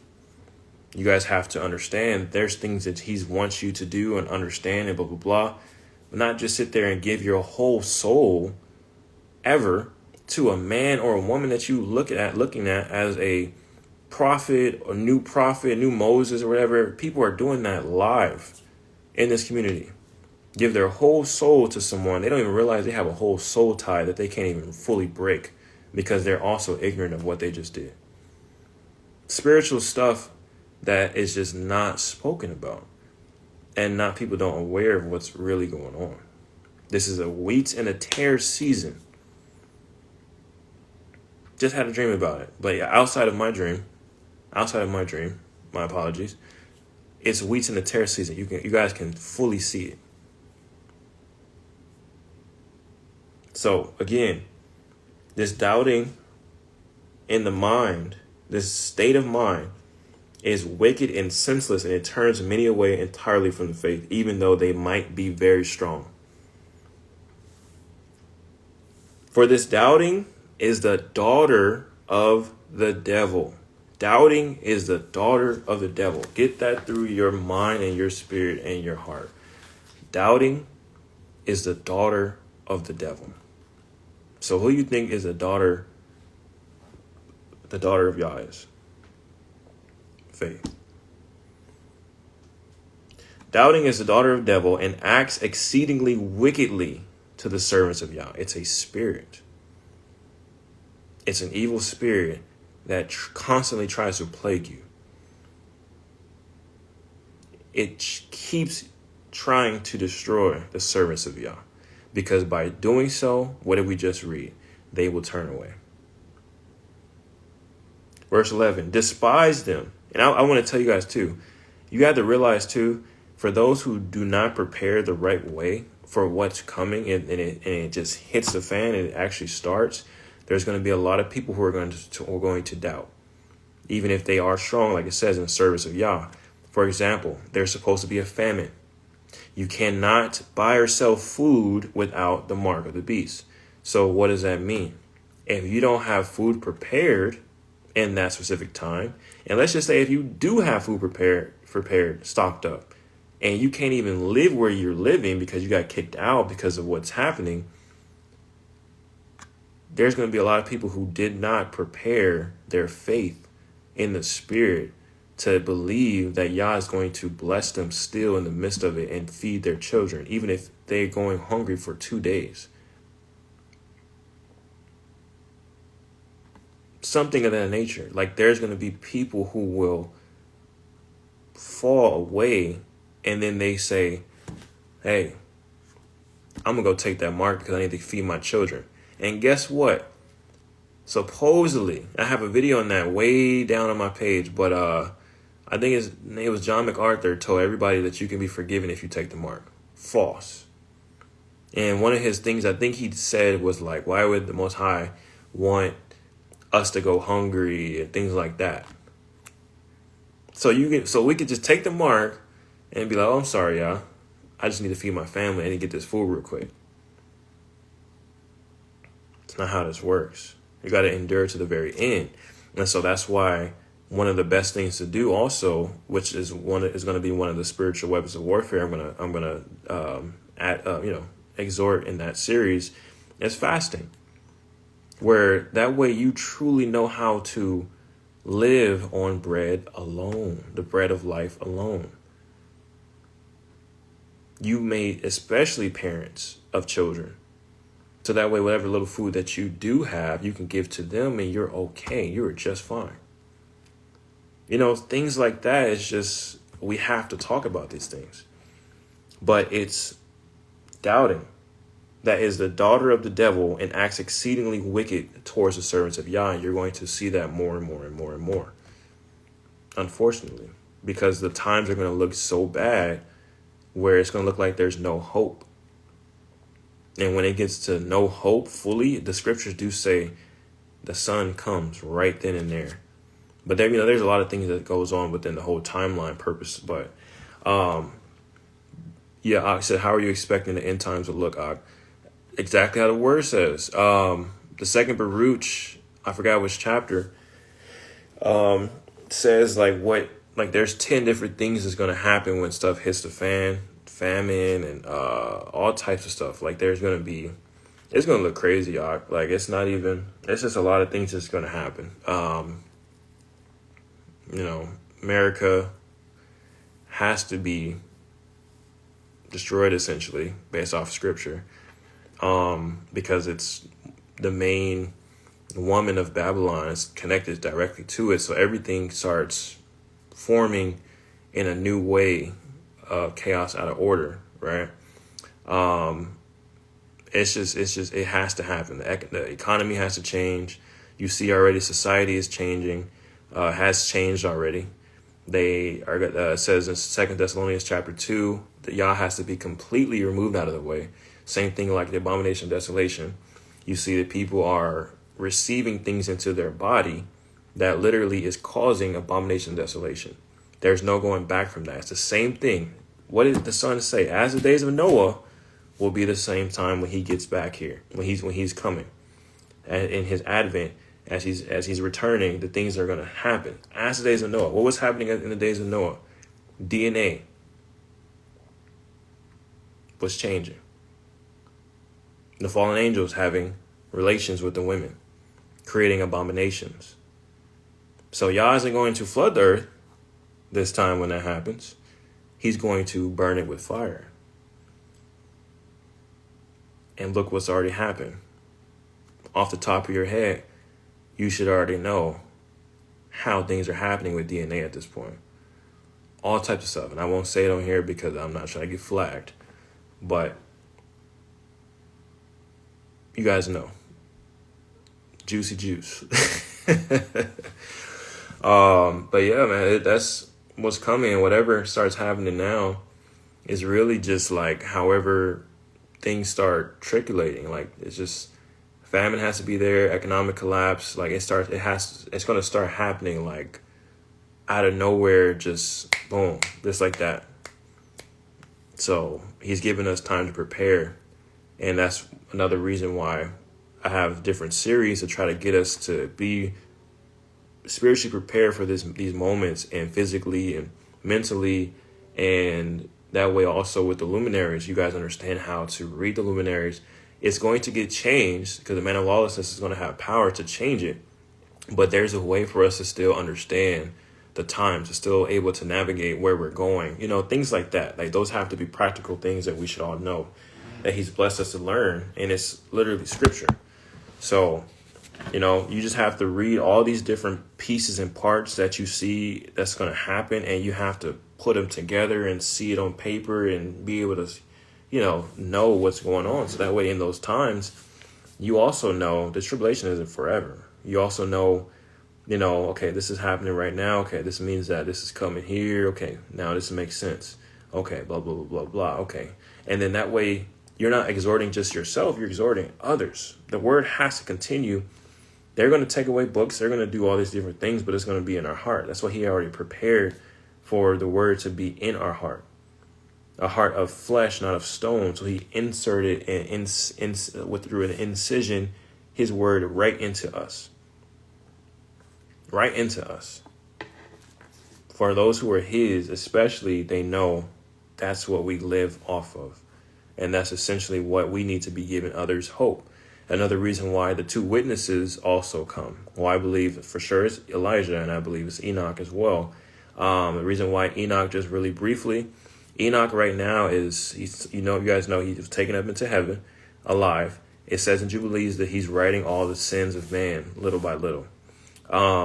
Because that's what he's a scribe of righteousness. He has a very unique duty to do that. And he's also over some angels that do that. You can find that in Revelation of Zephaniah, where it tells you that there's angels on one side that are writing the good deeds that you're doing, and there's angels that are of Satan, who write all the accusations to give to him. That way he can show up to your judgment on your judgment day, whether or not you're, especially like, if you end up passing before the son gets here. And the reason why I say that is because some who are alive, the ones who are dead already, they're going to get raised up, get their heavenly bodies. And the ones who have already, who are alive, will be taken up right after. So if anyone passes beforehand that are in righteousness, they're already going to either be judged as righteous. But those who are in condemnation, they have a special, they have their judgment court case where Satan's going to end up bringing all his accusations, all his letters of accusations, and reading them out so to accuse you, and so you can go to hell, where his home is. Man, I think I probably lost my train of thought in a sense, but oh man, yeah. So what was I saying, y'all? Somebody just give me like a few words of reason why I was saying that. So wow, that's unfortunate. You guys know I'm human, like, for sure. But yeah, it was something about like just the timing of all these different things is going to happen. I probably won't be able to recover that, y'all. It may come back, but yeah, end times is just stuff that's going to happen. Things are going to happen, come together in a certain way, and you guys can always piece it together by what you read, and just the things that are happening, the DNA modifications and all that stuff like that. They're going to be a part of whatever's going on. They're going to be activated to do some things, basically like The Walking Dead. You guys can look up movie titles right now and see all the different things that they're putting as movie titles, and you can tell they even know. You got that one big movie coming out on artificial intelligence, surrogates or something like that. That's going to be a massive movie mentally, because it's going to change how people think of AI, and it's an emotionally, psychologically, like, triggering movie. And I think it's really going to change how people really feel, and it's going to continue to boost transhumanism. So look out for that. So yeah, it's a lot, y'all. It's a lot that's coming, and we really do have to prepare on a different level. It's not no regular stuff where you're just reading your regular ways and things like that. We have to be in our armor. If you're not in your armor when this time comes, you are susceptible for failing this test. And I'm being honest with y'all. You are susceptible for failing this test. And that's why I try to push as much as I can with y'all. Other people, obviously, you guys listen to, obviously, whatever. That's totally fine. I'm not trying to tell y'all to only listen to me, but I'm just letting you guys know. Anything that I'm telling y'all is straight from the word. Anything someone else tells you, it better be straight from the word. And you better be growing. You have to grow, because we don't have time for mistakes at a certain point. Like, we don't want to make mistakes anyway, but we want to try to be as pure as possible. And we really need to, like it says, we're not of this world. We are training our bodies to not really be of this world. Our hearts and our mind and our souls to be locked into the spirit, where you are carrying your spiritual armor. So when you see these demons walking on the streets and straight up talking to you, that you never realized they were doing so, and you see them in your face, you're already prepared to cast them out, and they already know who you are in the spirit, and they run from you, or you're casting them out, you're destroying them. Mark 16 says something about we'll be able to take up snakes, and if we try to drink poison, or if we accidentally drink poison or something like that, that it won't destroy us. You have to have faith for that. You can't have any doubt. It's not nobody can save you in that time, give you any types of wisdom or anything, because you're going to be in that moment. And you have to know, if somebody said, like, yeah, that was poison I gave you, if you even frighten, if you get scared you might end up dying in that moment. And you never know if Yah accuses you or uses that, you know what I'm saying, like as your judgment. You don't want to even like play with that. We should be so strong in the spirit to know, okay, you gave me poison, that's fine. Okay. Now you start speaking the word. That's your sword of the spirit. Right? But things are going to happen. Things happen to our bodies now. You know, they're trying to poison the food, all that stuff. You know what I'm saying? So some things we can get healed from, some things we can. But essentially, just really being a true servant of Yah, he does tell us that he will add life to you through his word for those who truly walk in it, walk in his ways. You don't want to, it's not about living to 80 or 50 or 90, but live into the way that he already set out for you, but walking in his word. So that way you're judged as righteous one day. Doing it the right way, but not just about you take care of the fatherless, the widows, the orphans, and the stranger. Your family, your immediate family, set yourself apart from those who are not of you, of the spirit. If they come across you, you still speak righteously to them. You guys know what the word tells you. Walk circumspectly, so that way it's like you're taking care of all your ends. Getting back to this, commandment number 9. It says, verse 11, despise then doubting. Despise doubting and gain the mastery over it in everything. Despise doubting and gain the mastery over everything. Despise doubting, love his wisdom and fear and righteousness. Gain mastery over it. You guys know, you can read 4th Maccabees. It tells you how to gain true wise reasoning, to gain mastery over the passions and the lusts, etc., etc. 4th Maccabees. It says, clothing yourself with faith, which is strong and powerful. For faith promises all things, perfects all things. But doubt, having no thorough faith in itself, fails in every work which it undertakes. You see then, he says, that faith is from above and from Yah. You can go back, close the app, sister, and you can come back in. It says, you see then, he says, that faith is from above, from Yah, and has great power. But doubt is an earthly spirit. It's an earthly spirit coming from the devil and has no power. So you telling me right now that doubting has no power, yet we fall from doubting. Yet even the strongest servants of Yah are susceptible to falling if they allow this demon to destroy them. Think about that. It has no power. Just think about it. So if it has no power, but in our spirit, it says in the spirit, it has power.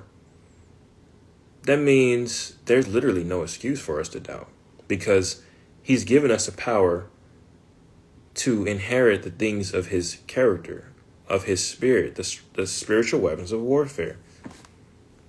So again, going back to the testimony I initially told you in the beginning, there was no doubt coming from me. There's no doubt coming from my wife.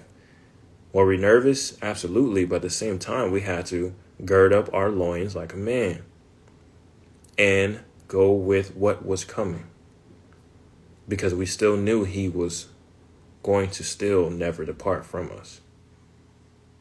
And whatever we ask in faith and not doubting, and we just move forward. But if there was an ounce of doubt, I guarantee you that wouldn't have happened. You miss out on your blessings when you doubt. That's why it says if you're asking for something and it doesn't come about, you have to self-reflect and figure out where if you're in the right place or not. At least you can do that, and then you can say, okay, you know what? I understand wise reasoning. Okay, there's something, he's still doing things, he's still putting things in motion, et cetera, right? And then how do you recognize if you are doing His will and not yourself? So I'm gonna let me finish this arc, and then I can talk about that in a few. So he says, verse 12, and read it again. You see, then he says that faith is from above and from Yah, and has great power, but doubt is an earthly spirit coming from the devil. So remember earlier it said doubt is the daughter of the devil, and it has no power. Serve then that which has power, namely faith, and keep away from doubt, which has no power. And you will live to Yah, and all will live to Yah, whose minds have been set on these things. Have been set on these things. Man.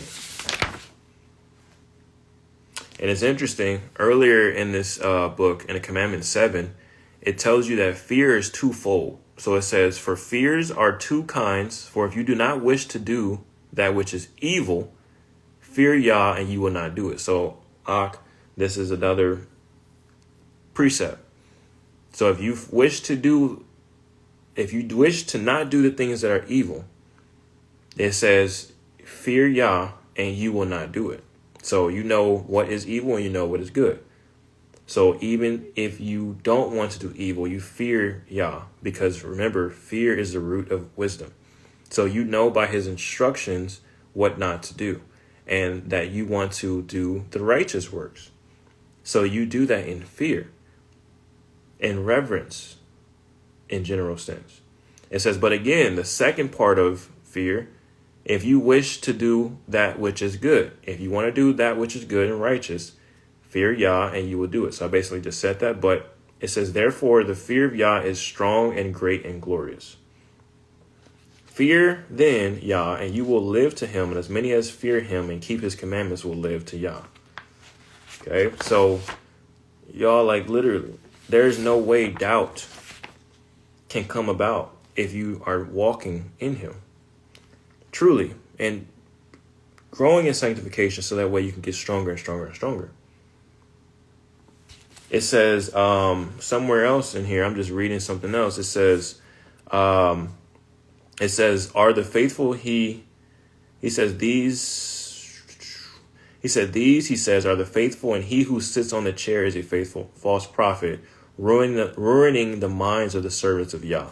So something happened basically in this, whatever Hermas is seeing, but there's a one that's a false prophet and ruining the minds of the servants of Yah. It says, it is the doubters, not the faithful, that he ruins. So false prophets and false shepherds ruin doubters. You guys literally can see that to this day. Anti-Messiah group around here creating doubters and only listening to them so that way they could deny things that they don't even realize they're denying and setting themselves up for condemnation and eternal damnation. Because they can't read well, because they can't comprehend well, these false shepherds, and they're going to read something and make you read it differently. Because a lot of these people, these doubters, have soul ties to these false shepherds and teachers. So whatever the false shepherds and teachers read, they're going to go back and read it the same exact way without even asking the Spirit to even help them. And even if they do ask the Spirit and help them, because they have a soul tie to these people, they're still going to read it wrong and say, well, yes, I do see it the same way he sees it. It's crazy because you have to be careful out here. You have to be careful. This is a wheat and a tare season. It's not going to be nice. It's going to be very keen, and the enemy knows it. So it says, it is the doubters, not the faithful, that he ruins. These doubters then go to him as to a soothsayer and inquire of him what will happen to them. And he, the false prophet, not having the power of a divine spirit in him, answers them according to their inquiries. and according to their wicked desires, their itching ears, and fills their souls with expectations according to their own wishes. For being himself empty, he gives empty answers to empty inquirers. So as a doubter, you're an empty inquirer.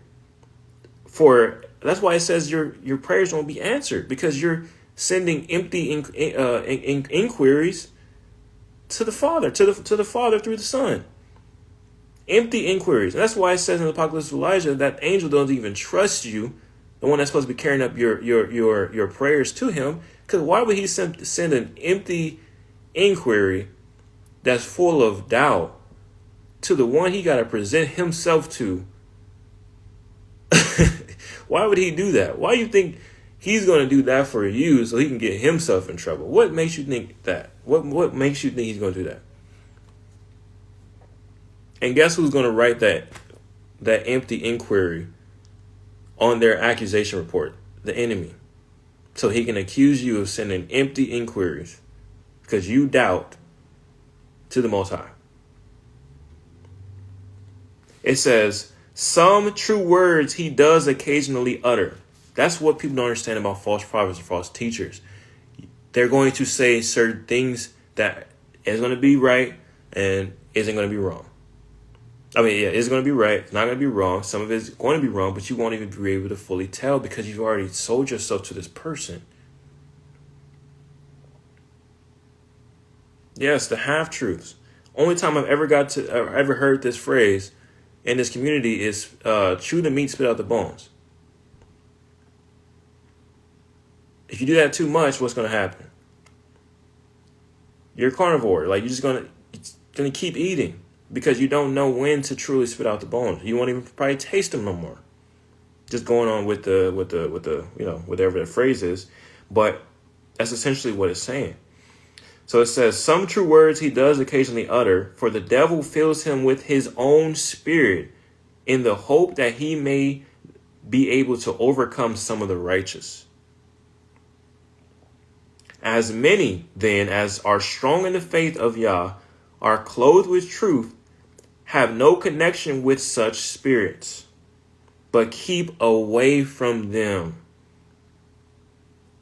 Literally, y'all. 1 John 2 tells you should not don't even be around these people, especially who are antichrist. Don't be around them, because by you even saying goodbye to them or saying hello, you take upon their sins, because it's spiritual. It said don't even say goodbye. Cut it off. Leave. Sever the tie. Have no connection with such spirits, but keep away from them. But as many as are of doubtful minds and frequently convert, so whatever that they tell you, take themselves to soothsaying, even as the heathen, and being greater sin on themselves by their idolatry. For he who inquires of a false prophet in regard to any action is an idolater, and devoid of the truth, and foolish. For no spirit given by Yah requires to be asked, but such a spirit having the power of divinity speaks all things of itself, for it proceeds from above, from the power of the divine spirit. But the spirit which is asked and speaks according to the desires of men is earthly, light, and powerless, just like doubting. And it is altogether silent if it is not questioned. Oh my gosh. Listen to this, y'all. How then, Yah, I say, so Hermas asked, will a man know which of them is the prophet and which the false prophet? I will tell you, he says, about both the prophets, and then you can try the true and the false prophet according to my directions. Try the man who has the divine spirit by his life. First, he who has the divine spirit proceeding from above is meek, peaceable, humble, and refrains from all iniquity and vain desire of this world, and contents himself with fewer wants than those of other men, and when asked, he makes no reply. Nor does he speak privately, nor when man wishes the Spirit to speak does the Holy Spirit speak, but it speaks only when Yah wishes it to speak. So discernment.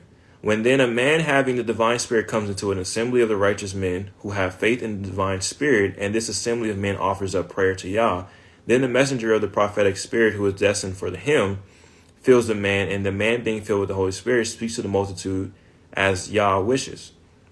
Thus then will the spirit of divinity become manifest.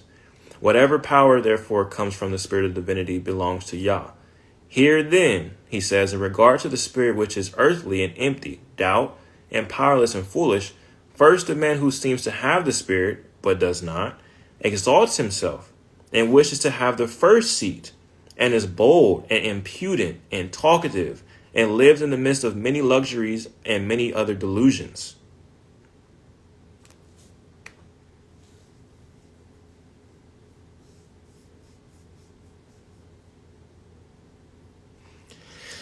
Many other delusions, and takes rewards for his prophecy. I hope some of y'all actually.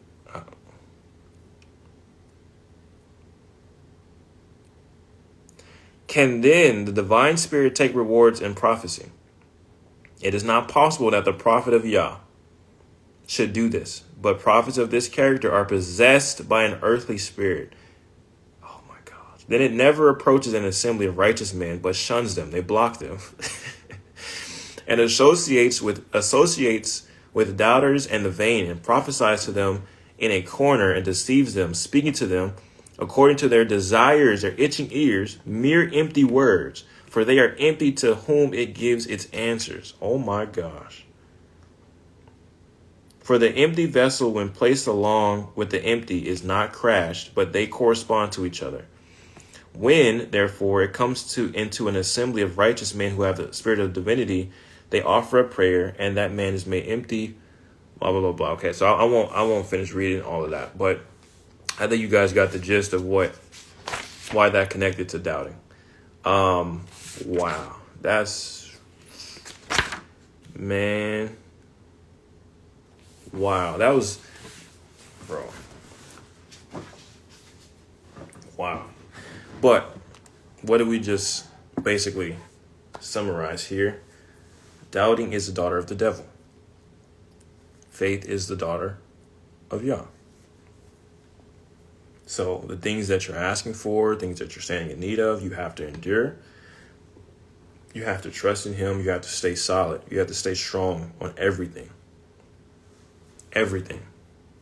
Not departing to and fro, tossing to and fro, double-souled, not double-minded, not double-hearted, not double-spirited. You cannot expect for him to continue to cover you and continue to bless you with the things he has in store for you, even in discipline, if you keep being tossed to and fro. This is a spiritual matter. Everything is absolutely spiritual. Everything.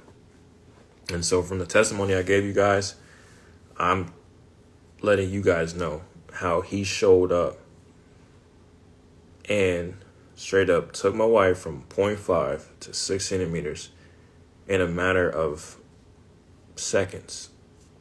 A matter of however many minutes it took. But from that parking lot, getting up to the room, like that amount of time, bro. That amount of time. Because we did not doubt, and we had a faith, and we stayed in him and covered the way that we're supposed to cover each other and was together, in all things. We're one accord, and trusted in him. So the power and the spirit is there, y'all. You just have to continue to grow and not just read just to remember things and think, again, you read his word and you really believe it. You have to understand. He opens the womb. He does all types of things. I'm a living witness, living testimony of it. I told y'all, literally the Most High pulled me out of one state, pulled my whole family and I out of one state, got us in this new state, and has blessed us tremendously. Were we still struggling? Absolutely. Absolutely. We still got some struggles here and there, but it's coming together. It's coming together. You don't need to be rich and all that stuff like that. You gotta live the quiet life, You still gotta be able to get stuff done, and the simple things matter. Simple things always matter. My children are blessed, wife's blessed. She's doing really good.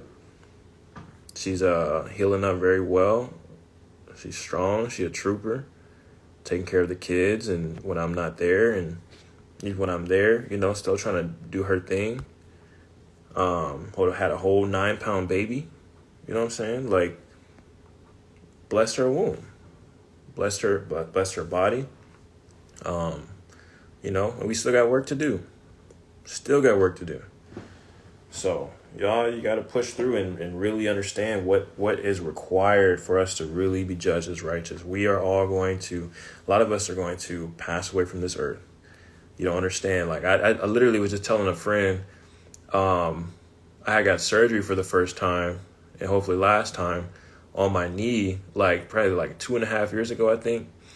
And I was nervous, going up into it, because I'm thinking that the process for anesthesia was you get the anesthesia and then you're slowly falling asleep. And I really didn't want that, because I've never, not really been in control of my body. Even if you go to sleep, I'm always up. But it was just crazy, just to even think I wouldn't have no control, no nothing. And I mean, I tell you that anesthesia, however you say it, I didn't even realize he slipped the anesthesia into my IV. I didn't even know, but he was talking to me about it and blah blah. And 5 minutes after I talked to him, they're like, okay, we're gonna start, and they started wheeling me. Bro, I woke up. Next thing I know, I woke up. And I'm like, because my knee is burning. And I look down and my knee is bandaged up. I'm just like, what? You're like, yeah, we did the surgery. Everything went great, blah, blah. That fast, y'all. That's how fast we can be out of here.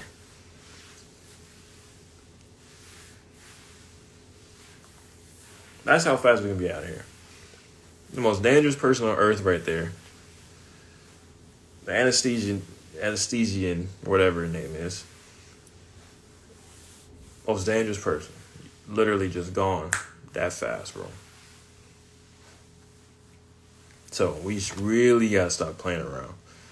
Everything that even if you fall towards something that you didn't want to fall to, and it's something bothering you, just start shutting stuff down immediately. You have power in the spirit to do so. But I want to be able to bless you guys with this new study that's coming, the series, Spiritual Weapons of Warfare. It's going to be fire, so you learn how to pray stronger, learn how to cover yourself the right way. There's things that are required for us to do, because you'll notice that even when you're doing certain things that it's not strong enough. You'll start seeing it's not good enough. It seems like it's on a lower level than where you should be. And you may not know where to find it, how to find it. And that's why I'm here to help guide you into doing so. Unfortunately, some of these studies are going to be private, y'all, because there's too many people in this community that are either they're trying to spy so they can do something, tell their leader and try to knock whatever, and then they'll start making counter videos or whatever. Or there's people who obviously don't believe in a spiritual realm or don't believe that this stuff is actually real and true. And so I don't have no time for that, y'all. I have no time.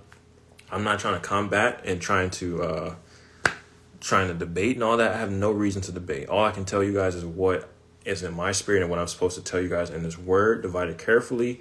And for those who have the ears to hear and to apply, they will do so.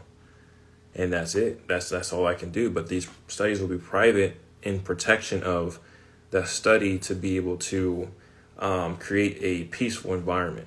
So those who would want to attend this study or who would want the link, then, I will be able to do so. But this community is absolutely toxic, and I refuse to allow any of these studies that's coming up to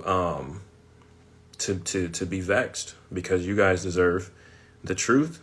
You guys deserve, the sheep that I love. I really care for his sheep, and some of you guys are lost in things that you were told that are not true, and things that you guys are in bondage of. And I've done my due diligence with Yah's direction to help release those bondages in his spirit, as he will do so according to his will. So just doing my part, y'all. But I'm really excited to share, just like I was excited for this. I didn't know I was going to continue for this long. Of course, I always say that every single time. But again, just moving with the spirit. Moving with the spirit. I think Adi, did I basically answered that question, right? And my sister, she said, yes, I felt that like that before. Like it wasn't working and I was getting discouraged, never hopeless, but started to find myself beg. Exactly. See, that's the thing too. When we're praying for something, and you got to think about it. You guys have to, we have to do better. And actually, that's why wise reasoning is so important. You have to think on things. Like just really just think on certain things. Just think about like the ins and outs of certain things. So for example, if you're praying to Yah and you're asking him for something that you know you stand in need of, or even if it's somebody else that stands in need of it, if you're constantly begging, doesn't that kind of show doubt? Doesn't that show a little bit of doubt? It's a difference when you're praying to Yah and you're asking him something and you know in faith he hears it. It's at his feet. And if you pray again and you're reminding him, or you're just praying about it because it's on your heart to do so, that's fair. But we get into like a begging, sister, like that feel of begging. It's like we literally are like, can you please do it now? Can you please come through right now? Because I'm not comfortable with the timing. I'm not comfortable with what's going on in the midst of me asking. I'm not comfortable. I'm like very uncomfortable. I'm not willing to wait. I'm trying, but I can't do it no more. I need you to do it now to save me. And that's fair to have that feel, but that's fleshly. That's not spiritually strong. Because even still, we can still be spiritually strong in crying out to him. But still knowing that he's Yah Shaddai, he's still going to provide no matter what. You cannot doubt. Not an ounce. Because it's the daughter of the devil. You essentially give access to your prayers to the enemy if you bring doubt into your prayers, because you're praying double-souled and double-spirited, double-minded, double-heart. So these things can't exist for a true servant of Yah if we really walk the narrow way. This requires strength. It requires the way that we're supposed to grow, and things can't be spoken the same way. Those same prayers that we have regularly, you'll find out he's trying to tell you there's something else that's missing. And you guys have no idea, which is a beautiful thing. No idea. The stuff that you guys are about to learn, a lot of you guys have probably never heard of this stuff. And it's not me trying to sit there and tell y'all to be different at all. I have no reason to build anything off of trying to be different from everybody. It makes literally no sense. No need to change the word. It's just dividing it correctly and carefully as possible and showing you guys so you guys can divide it for yourself. But also I need to put y'all on game for what y'all need to do for what's coming, because it's different. Do not marginalize and diminish what's coming. Please do not. It's different. Read about it so you could see, like, people in the wars, whoever has been in wars will tell you, you have no idea what war is. You have never been in the moment of war. You don't know what it is to see it live, feel the tension of your life possibly getting ready to be lost, or anything of that nature. You know what I'm saying? Like, it's just a different experience. That's why a lot of people have PTSD. All right. So you guys have to understand, like, this is a time that's coming, and there are many that will fall from it. And it literally, what we just read, doubt is going to be one of the main reasons why they fall. Even the ones that you believe are strong in the faith and that look strong and that may be strong in the spirit, they're going to cower and fall away because they don't want to go, they don't want to handle it no more. They don't want to endure. So I pray y'all, for my brothers and sisters, that will hear, that you guys will be the ones that won't, because I have to make sure I'm locked in with my own family. The ones that I'm able to talk to and connect with. But I want his sheep, obviously, he wants his sheep to be prepared and want his sheep to know what's coming. So I just pray that this testimony blessed you guys, and the word of exhortation, encouragement, bless you guys today. And I'm looking forward to everything that's coming. Shabbat of Hamas Visions starts next week. And again, it's going to be one study on the chapter first on visions, and then it'll be in commandments, then it'll be in similitude. So it'll go back and forth, and then Enoch starts after next week. So I know some of you guys looking forward to that. And the spiritual warfare series starts the week after that. Yeah. So it's gonna be fire, y'all. So I'm excited.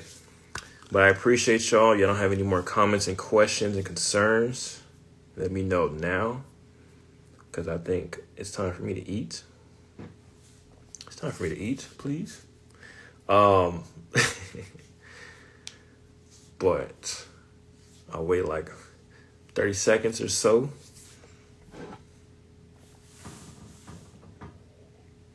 Let me see. I think Addy. Yeah, I think I said everything I was supposed to say, Addy. But you can always message me. Let me know anything I didn't cover. But yes, y'all. So without further ado, that's how you say it. Absolutely, sister. We got it. The armor is absolutely necessary. I can't wait. Y'all gonna be, oh my gosh, it's crazy. Like, and it's unfortunate. Again, I will say this again. I have to do private studies. For some of it just won't be public, because it's just people just got problems, man. They got too much spirits on them, and they always are looking for something. They're looking for something. But I just have to pray against it, obviously, and that is still blesses who needs to have it, and those who are blessed will be able to put their own family on, who they are connected to spiritually, and not or that are equally yoked with them, and grow into those things. But again, you guys will see. If you guys take part in it, you guys will see why. Because it's different, but it's in scripture. It's there. It's always been there.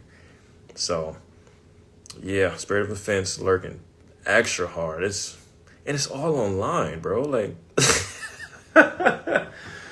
like, it's crazy. I don't know if y'all ever watched Mega Man, but like, he would have like a little AI person or something, basically, that was Mega Man, the real boy, and he would have to jack in, like the cord into like the basically the internet, and he would fight crime, him and his Mega Man, and all types of stuff.